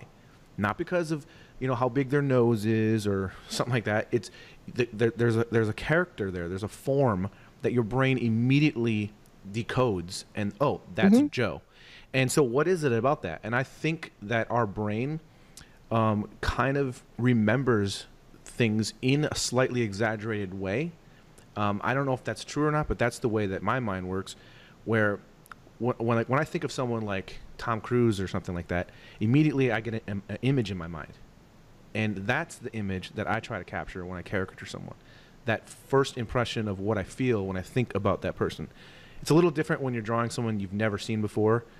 But you know, that's why.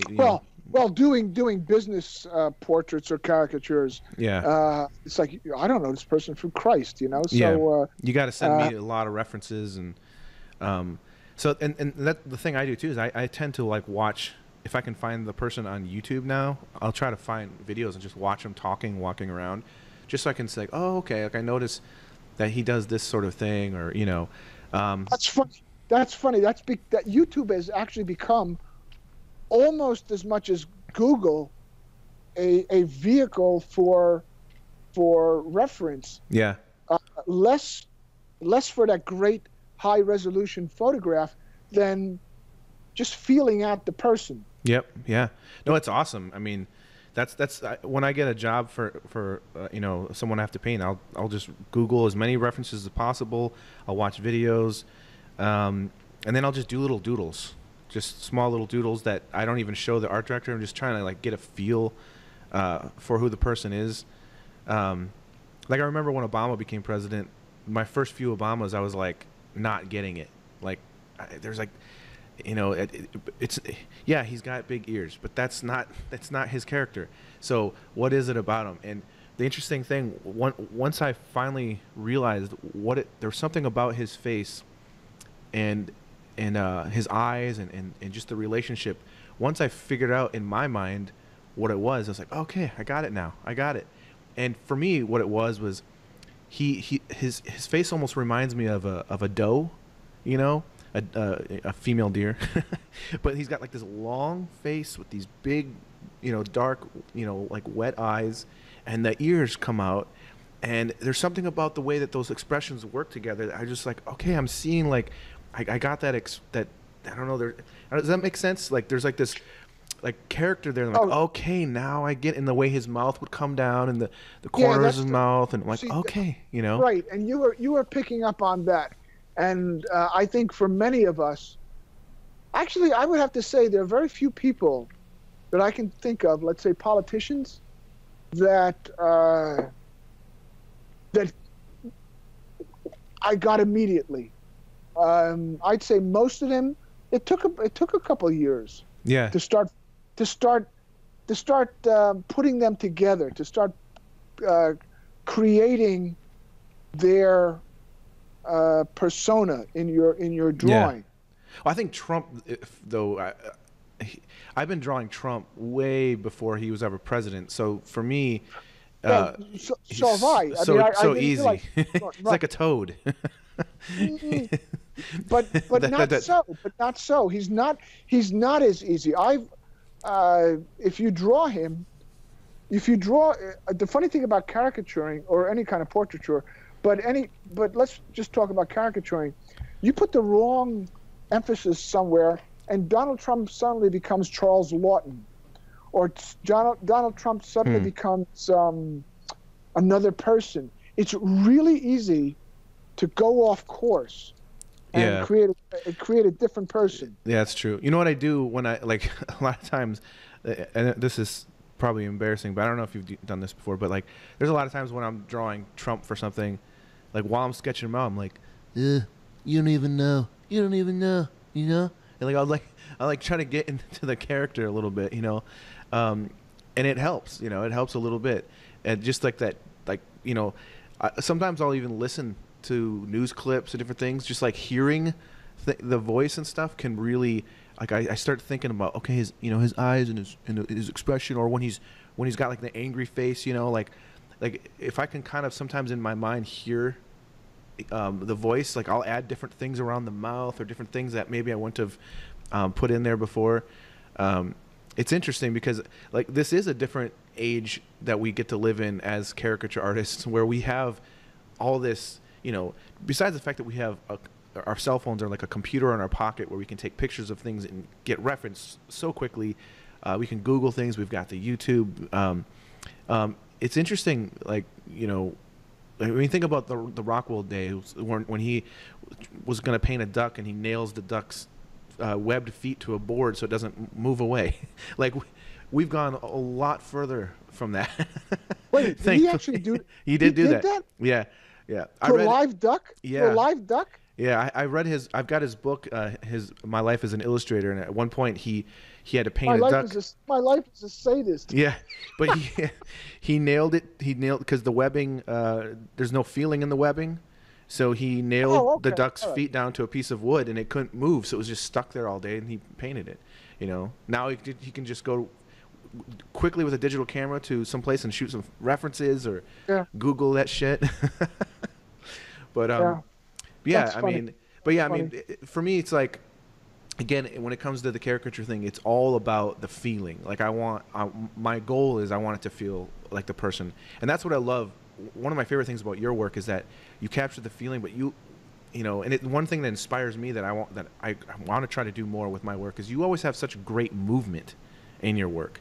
That's one thing that really draws me to it. Like it feels like the person just moved into that position, or they're about to. There's like an energy, and it's difficult to do that. It's not easy to capture that kind of a thing. But you do it very well. That could probably be attributed to animation, to Looney Tunes, to growing up watching really, really great animation, and classic animation, and even now we had some family up for the holidays, and my son was down from Montreal with his twins, with his wife and twins, and we were watching the Incredibles, right? Oh yeah, Is that the new one, Incredibles 2. Yeah, 1 and 2, and I'm thinking, oh God, but I'm watching the movie, and I turn to them and I said, is it my misperception, or do I really see a lot more subtlety going on? Oh, there's so many. I'm watching. It's genius. The gestures. Mm-hmm. Yeah, there's gestures here, but there are subtleties in expression. I'm picking up movements that are like almost like quirky movements that to an average person watching that movie is not going to care about. But for someone like me, I'm looking at that and I say, that's defining. Yeah. Well, what you're noticing, what you're picking up on there is Brad Bird, the director. That man is a genius. He also did The Iron Giant. He did one of the Mission Impossible movies. He is an insanely talented guy. He started working as an animator at Disney when he was a teenager. And he's a genius. If you get a chance to watch The Incredibles, the extra stuff on the new movie, it's amazing. He breaks down just what you were talking about, the small subtleties in character and the movement and the weight of the body and how it should flow, and if the guy turns this way, how's his body going to react, and there's just subtle expressions. That's it. Yeah. That you know what that is? That's observation. That's really paying attention to people. Yeah. That's in a very interesting way a kind of compassion, because when you're really paying attention to people, you are kind of identifying with them. You are getting into them, and that kind of subtlety. I'm going to tell a story. I remember one of my other mentors who was teaching us once at Parsons, and he was telling a story about watching On the Waterfront. And he goes, there's this great scene where Marlon Brando's with Eva Marie Saint. And during the course of the scene, you're not really aware of it, but it's happening that Brando is playing with her glove. He's like he's holding it, he's fondling, he's caressing it while he's talking to her. And he said, that's the trick right there. That's the character reveal, what's going on. The sensitivity, and now how long was it ago? That was 1974. Did I remember him telling us that? Shelley Sachs in our classroom talking about that effect. But again, that's observation, and I think those of us who do this well are, whether we realize it or not, spending an awful lot of time observing. Yeah. And whether or not we're drawing it right then and there, we're observing humanity. Yeah. And all the variations of humanity. Well, yeah, I mean, like, for me, it doesn't ever turn off. Like when I take a train ride or going on a trip, flying in an airplane, like just watching people, just like studying them, sketching them. Sometimes I sketch them in my mind, if that makes sense. I do it all the time. Yeah, and it's something that I don't think that really you can turn off once you've kind of tapped into that a little bit. But speaking of, we should probably look at some more drawings because we got to cover a few more before we're done with this. So we ended at 6. Now we're going to 7. Ken Coogan, and Ken actually did 2. So this one and the next one are both his. Both really kind of cool, sketchy styles. Yes. Whoops. Yes. Hold on a second. I'm very Manet here in the painting. Yeah. And let's see here. Well, I've got a few questions from a couple people, but I'll do that later. But well, why don't you can ask while we're talking about the. Sure, that's actually probably a good idea. Let me see. So this guy Ken actually asked. He said I was completely unaware of who he was before he mentioned him. Another reason why I love your podcast, and I've been checking out his amazing work for the last few days. And the next guy, actually, the next guy is Dominic Zeiliger. I don't know if I'm saying that right. It's kind of more of a cartoony looking style. Yes. He's got the ears down, right? or the ear. Yeah. It's pretty funny. There's something to be said about breaking something down to the simplest gestures. Very few people. Yeah. I don't know about you, but I know that in the course of my life, when I've really been stuck on a caricature, I'm really lost. I just don't know what I'm doing wrong. I'm repeating a fucking lousy drawing over and over again. I'll go to somebody who's like a really simple portraitist, caricaturist, and I'll just see, how did they break the face down? Yeah. What am I missing here? You know, and it's 9 out of 10 times very instructive. Very instructive. Yeah, I mean, I don't really. I mean, usually what I do when I'm in that situation is there's times where I'll try to draw the person again just from memory, just because somehow like some truth comes out of that. And then another thing that I'll do sometimes, I'll take the caricature that I did that could be a little bit better, and then I'll caricature the caricature. You know what I mean? Like I'll do another drawing based off of it without looking at the reference. Yep. And that absolutely. That helps a little bit too. That often helps, or that often happens. Going back to the issue of bond paper, there are times where one of the worst things you can do is one of the worst things I can do is after a sketch has been approved and it's a really good sketch, and then I'm trying to replicate it for a finish. Yeah. And we're going back to that same old problem.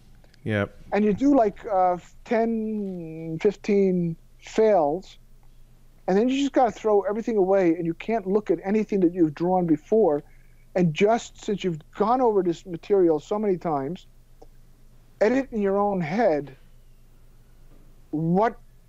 how you see this person. Yeah. And draw it. I think one of the worst things sometimes is trying to replicate even a good drawing underneath, like when like I was talking about slipping that sheet underneath the bond of the previous drawing. Yeah. Because then you're just kind of like a failed mimeograph machine. Yeah, that's true. Hold on a second. Number 9. So number 9 is Eugenio Candia. Very light sketch.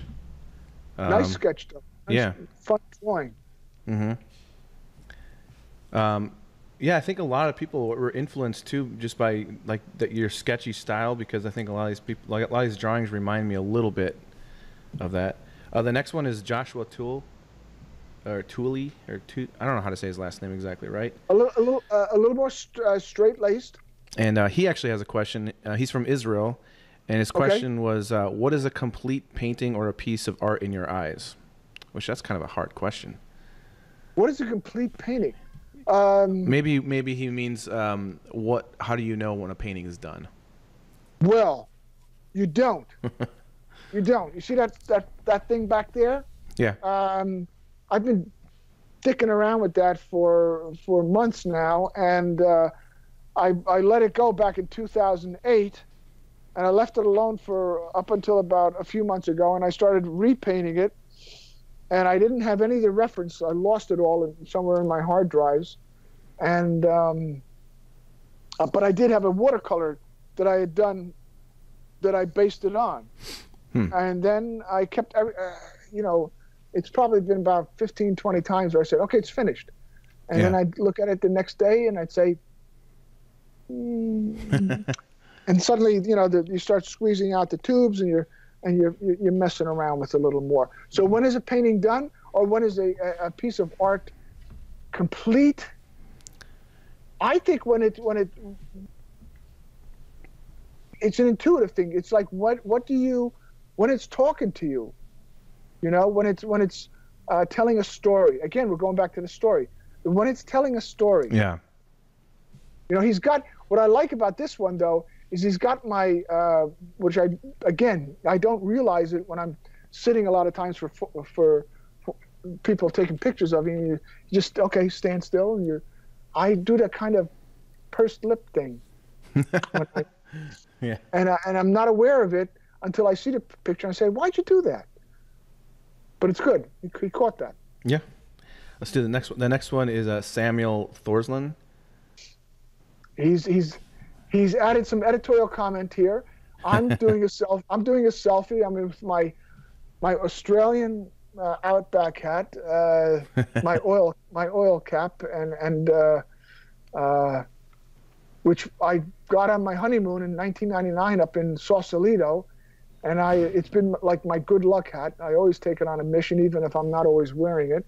But he's got some lions behind me with the. Who knows? With a very funny sight gag in the works, coming down the line in a few seconds. It's good. Here, I'll do a few more. Actually, we should probably just go through them real quick. This is now. Do you know the work of? I mentioned Gerald Scarfe before. Yeah. Do you know who Gerald Scarfe is? I probably would recognize the work if I saw it. Scarfe. Okay, I'll look it up. Yeah, I think a contemporary of Ralph Steadman's. Oh, okay. And Ronald Searle and stuff like that. But this, when I'm looking at this now and I'm going, holy shit, this is like, this is very much like Gerald Scarfe. Yeah, this is Caleb Hitchcock that did this one. This is really good. Yeah, it's fun. It's got a cool style. Definitely. The next one is, all I got for a name was Ginu. That was it, so I don't know the last name. But very, very Renaissance. Very Renaissance. He's got me very holy. I'm wearing the colors that Jesus wears in in a lot of those Renaissance paintings. The blue robe and the drape. And the red drape. That's kind of nice. I didn't realize I was that spiritual. Well, you're learning some stuff about yourself. The next one. This is by Jeff Stahl. I like this guy's work a lot. He's very very aggressive with his shapes, the edges and everything. But it's a very distinct style. His work it's kind of his thing a little bit. He does a lot with edges and shapes like that. But no, it's nice. And I got to tell you, this is where I am currently with my if I'm screwing around on the Cintiq and I'm just coloring in a sketch that I'm sending to a client. This is the stage I'm at in this, and I don't know if I want to get into that really refined mode, because this is very George Bellows kind of brushwork going on here. Yeah, it's very nice. In a digital sense. Yep, he's got a lot of nice movement, and I like how the side of your face is kind of just blending off into the background and stuff. It's pretty cool. Very nice. Yeah. This next one is by Carlos Rubio, and he had a question. What I think we kind of already went over it. His question was, how do you deal with frustration when you can't capture someone's likeness or expression? So we kind of talked about that already. Well, let's repeat it. In my situation, I'll throw everything away that that's assembled around the drawing table and on the floor. I just throw it away. Yeah. And try to visualize what I've been doing, and try to visualize the face again of the subject. And now that I've screwed up 25, 30 times, how am I imaging? How is this image coming into my mind now? And then you just draw it. Yeah. And then maybe you can look back on your reference, as well as maybe some of your drawings, and see where you got it right, where you got it wrong. But it it You becomes, just have to give up. You just have to give up after a certain point if it's not working. it can be frustrating too when you're under a deadline and like Well, that's the worst part. the client is expecting a sketch and you're like, I'm not nailing it yet, you know. I know. That's the hard part. That's the hard You know, part. yeah. Definitely the hard part. If that happens. It happens all more than you want to admit. Yeah, every once in a while, there's definitely someone who's just like, ah. So I don't know about you, but when I was studying in Parsons, and we'd get guest speakers coming in, and they'd like the major names of that period of time, and they come in, they do like at that time they'd have slide presentations, and they'd do a slide presentation, and you look at the work and you leave the classroom going, what the fuck, what, where, how, why, you know? But what they're not showing you is all the screw ups, all the fails. And oftentimes, the first thing I'll show if I've been invited to speak, I'll show the fails. yeah. That's because I think it's way more instructive to almost like pull apart a piece and say, why did this not work? Mm-hmm. Yeah, no, I do that as well. Like even in my last book that I did, I shared a lot of my bad drawings in the book, and I had people like, why would you do that? You're kind of showing. It's like, because I'm a person. I'm trying to show people that I struggle too, and you know, and also I learn, and you can see by looking at these drawings that I've gotten better. You know, right. It's like, it's just kind of pull back the curtain a little bit. You know. Hey, hold on for more than 30 seconds, all right? Yep, no problem. I got to run out the door for a second. One of the advantages of living in the woods is that you don't have to run back to the house to take a leak. You just piss right out. That's awesome. Okay, so the next one was by Jency Farias, and it's the one with the palette. And he actually had a question. What do you consider besides the technique is fundamental to achieve a great style?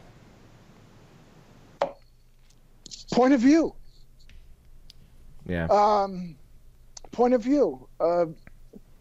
Ferruccio Busoni, the great pianist, composer, said technique is everything. And there's kind of like a truth to that.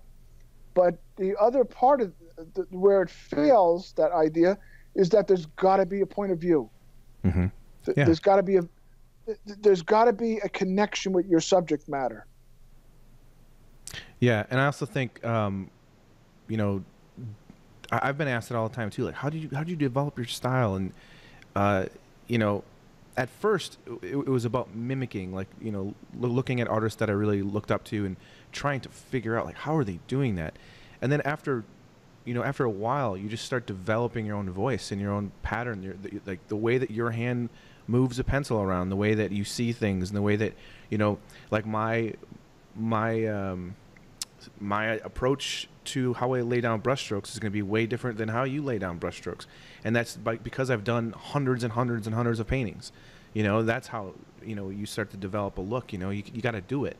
You don't just, you know, like decide I'm going to have a style and just have a style. You know, you can, like, I think that you can be attracted to a certain type of look and then go for it, but you're always going to end up being you. You know, you're going to end up having your voice, your thing. Well, eventually, and the fact that you've been attracted to a style is because there's something about it that resonates within yourself. Mm-hmm. Yeah. Yep. About how you'd like to approach your own work. Mm-hmm. And of course, you are going to mimic it. That's the way you learn. I mean, go to Amsterdam, go to the Rembrandt Museum or the Riek Museum, and you'll see all the students. And I gotta say, some of the students are better than he is. Wow. From a technical standpoint, they kill it. Mm-hmm. And there's nothing wrong with being part of a school of thought. Yeah. I think one of the things I don't like when I hear in illustration is always copying. He's copying. Well, there's copying, and then there is sort of like trying to keep a tradition, mm-hmm. you know, or a school of thought or approach alive. you Yeah. know? Yeah. No, Um, exactly. I mean, especially today. I mean, not very many. Back to the whole digital thing. There's so many artists out there painting digital, um, and you know, you talk about the Dutch Flemish painting technique. They don't have a clue what you're talking about. They don't know what that is, you know. But that's why, especially now, like I don't know if you know Tom Fluharty. sure, Tom, Yeah, sure. he's an awesome guy. He's very hungry to figure out how Rembrandt painted, and he's done a lot of studying. He's learned a lot of the Dutch Flemish techniques, and now he's teaching it to people, so it's like I think it's important to keep that stuff alive. It's less and less people doing it, but again, even like when it comes to digital painting, I've taught myself Dutch Flemish techniques just by talking to Tom. Like he's taught me. He's never like done a demo for me, but he's sent me some photos of some of his steps, and I'm like, oh, okay, I see that. And then I just work on my own. I develop my own technique of how it works for me, and then I've kind of come up with my own. I don't even know if I'm doing it right, but the end result looks good. I'm happy with it. You're right. Of course. So it's like. But then again, I mimic that same thing when I work digitally too, to a certain extent, and it's just I think it's important it's not copying, it's learning a certain way of thinking and dealing with a problem solving, and then embracing it as your own and taking it to a completely different place. Right, absolutely. So yes, let's look at a couple more. We got a few Go more ahead. left. This one is by Matthew Manny. Another one I like, that very kind of painterly feel. This makes me think a little of Jim Bennett, don't you think?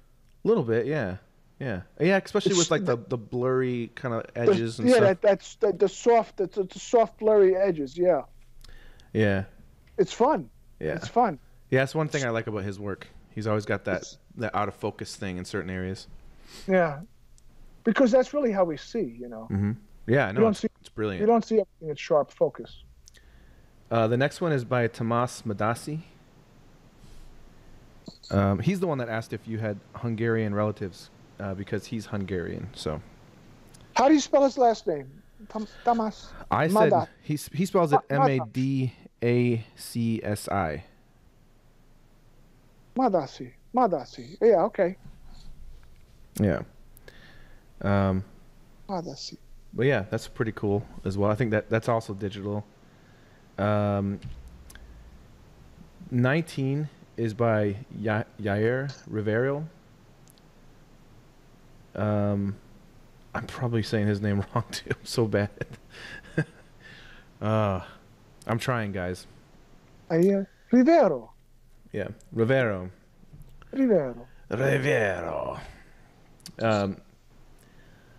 And then this one. He's got that. He's got that.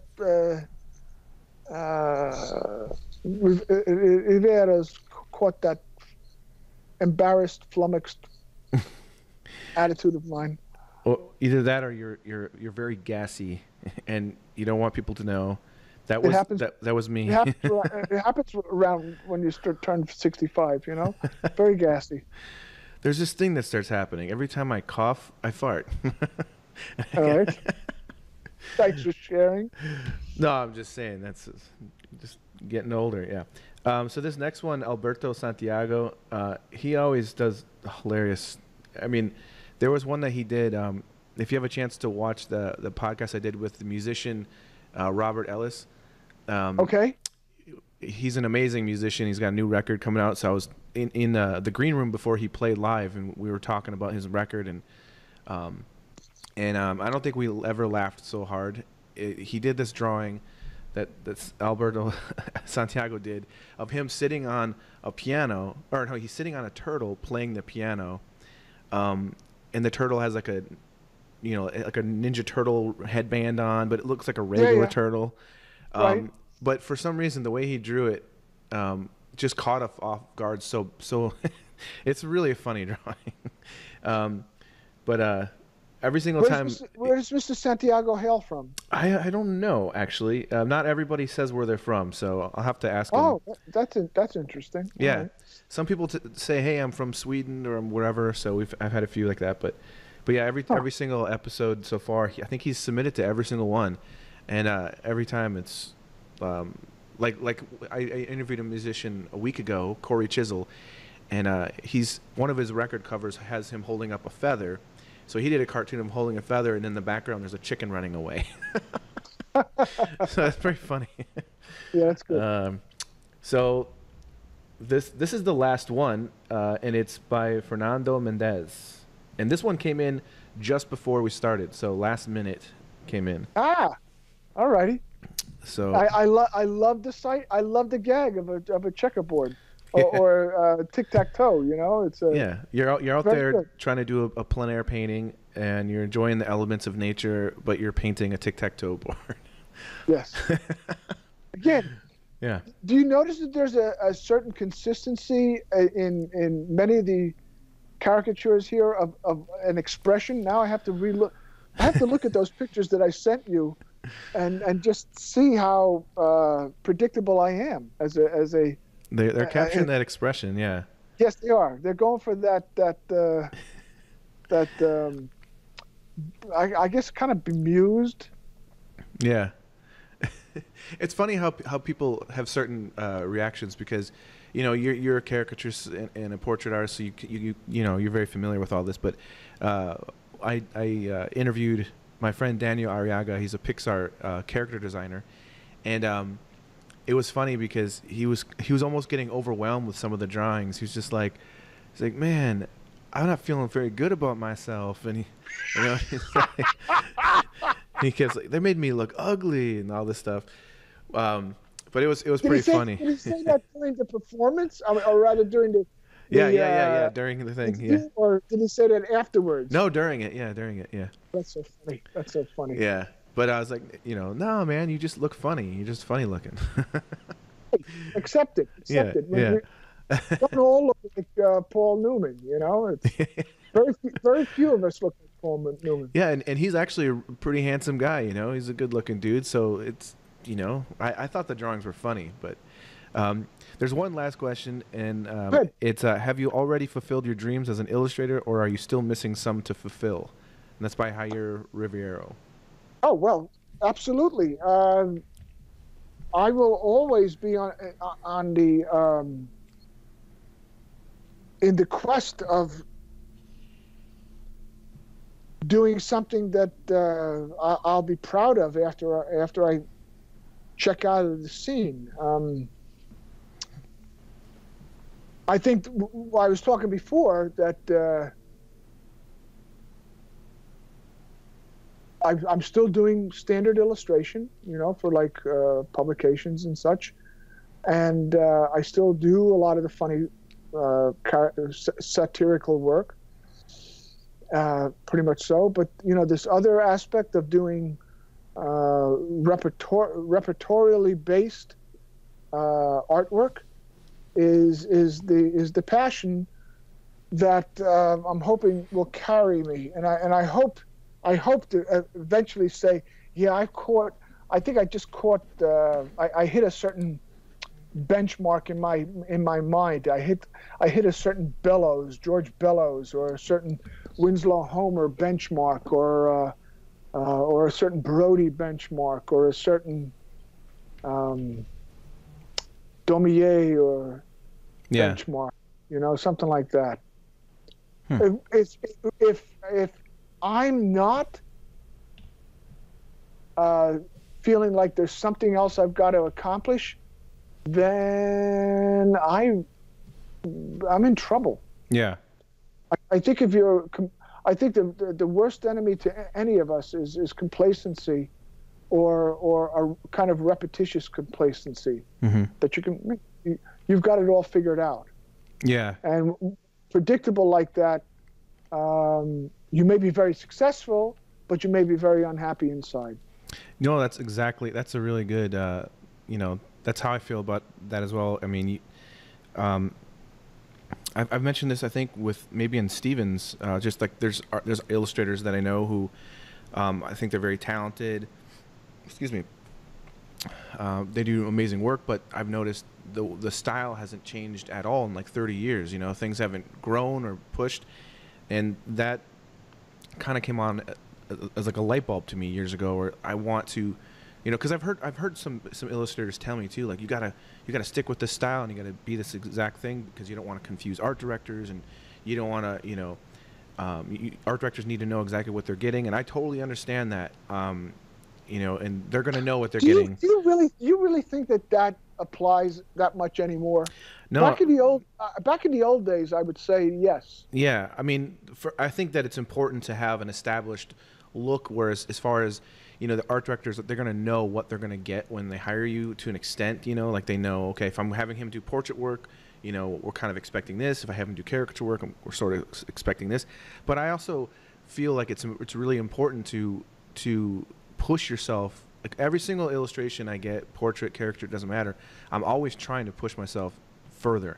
I'm trying to change maybe the style of painting, and trying to, you know, if I'm inspired by something that I've seen, you know, how can I push that into my work and make my work better than it is, you know. So I don't ever want to just, you know, end up in this place where it's just exactly the same all the time. It's just, it looks exactly the same, and there's no more joy in it. There's no more, you know, exploration. You know, I've already been there. I don't need to go there again. Let's go somewhere else and right. You're essentially punching a clock. You know. Yeah.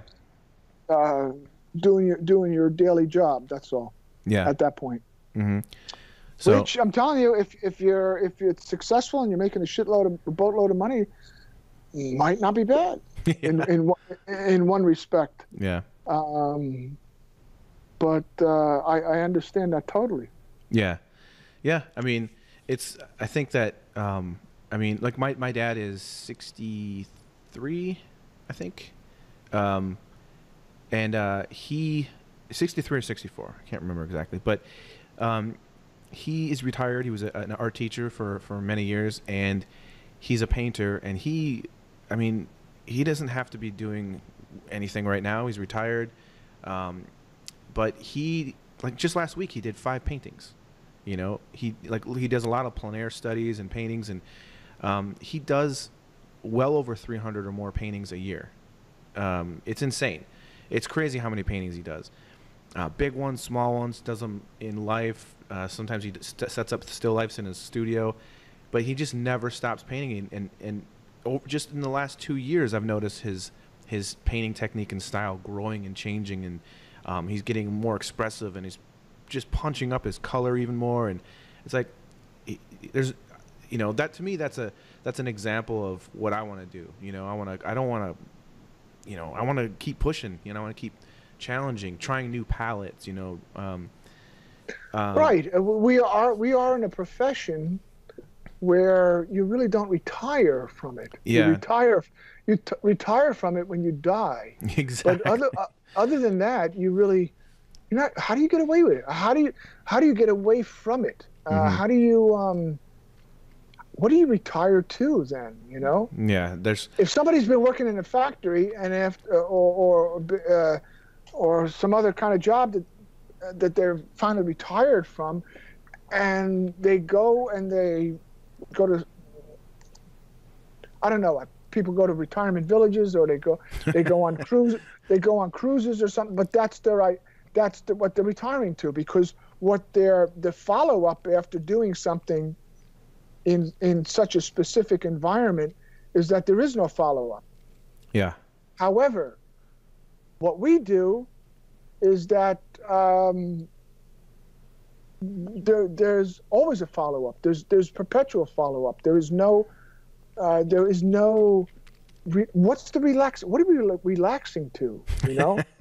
Yeah. No. I mean, I always tell people I don't have a retirement plan. Like, I'm just going to be doing this until my body stops working. You know? Yeah. I mean, it's all I got. You know, it's what I do. It's like I want to keep getting better and better and try things, experiment. You know, I love painting. I love drawing, and you know, that passion is something that I want to see where it goes. I want to keep pushing it. It's interesting too. Like if you look at like Monet, and near the end of his life, he started losing his eyesight. He didn't stop painting. He started painting bigger. Right, he made the canvases bigger. And did. And then started painting with larger brush strokes, and he got more Right. expressive, and he took it like a champ. I'm losing my eyesight, but I'm still gonna paint, and he still did amazing paintings, and he changed his style. He pushed himself further. Have you ever seen that YouTube video of him painting plein air? No, I didn't. No, I didn't know there was a video of that. well, there is. There's an old Wow. video of him painting. I gotta look that up right away. At those gardens. Look it up. Yeah. Because it's great. Great old white beard. He's got a cigarette dangling out. That's the part I really envy the most. That he's still got a cigarette in his mouth, and he's like got to be in his 80s at that point. And I'm saying, shit, that's. I got spooked. I quit cigarettes many years ago, but I love the idea of being rebellious like that and just taking it right to the end. And obviously he enjoyed his life. He did what he wanted to do. He painted. He had that cigarette dangling off his mouth. I don't know how he didn't burn the shit out of it, set fire to his beard, but he didn't. And I smoke a pipe every once in a while, and I'm starting to grow the mustache back again. And that's the one thing is when I light my pipe, I'm always like, oh, gotta be careful. My mustache is gonna start on fire. But anyway, I think that's a good way to end this. We've been talking for a long time. This is going to be a nice long one. We got a lot of stuff we covered. So thanks for doing this, man. Thanks for chatting. Is there anything that... Hey, as long as the wine was pouring, I could talk to you for the rest of the afternoon. I was like thinking, I got to get some wine. But is there anything that you want to promote for anybody? Any websites or anything? I don't know if there's like your Instagram or anything like that you just want direct people towards to check out your stuff. I think my Instagram page is the same. It's like Juhasz Illustration. Okay. I'll put it on here too. Yeah, it should be that. And I have my website, juhaszillustration.com. And isn't that fucking predictable, boring? Juhasz Illustration, juhaszillustration.com. Oh, it's easy. Just look up the name. I always tell people that. Just Google me. Because I don't have business cards anymore. Just Google me. No kidding. No business cards either. Well, I haven't had a need for them. That's because you are known all over the fucking place. That's. Well, I usually just, I do have some that when I go to like Society of Illustrators or something like that, I'll bring like maybe 10 with me. But I don't usually carry them around very often. So. But, right. I understand. That makes sense. Sense. But yeah, thanks so much, man. This has been an awesome talk, and I'm sure people are really there's a lot of cool things that we talked about, and I think, especially talking about your illustration technique and everything. So that's really awesome, man. And and if anybody wanted to touch base and kind of like follow up with a question, like what a little more elaboration, I'm always around. You can just look me up on my website and just send me an email or something like that. That's awesome. You better watch out. You're going to get a lot of people writing you now. Well, maybe. We'll see. You're doing great work, Jason. You scare the shit out of me whenever I see your work because it's like I'm not that 10,000. As a matter of fact, we were talking about painting before. Every painting I start is a panic attack. Especially paintings that have no commercial potential other than the fact that I'm doing it because I want to do it. Oh. And yet everything is like I've never learned anything in my life, and I almost feel like I'm starting from scratch. And every time I feel like I got to repeat certain epiphanies about mixing colors, about reacquainting myself with. I mean, we're talking about the Zorn palette. I'm just fascinated by that. As a matter of fact, $1,000 worth of oil paints here, and what I'm trying to do now more than anything is just limit it to like 6 colors. Yeah, that's what I do.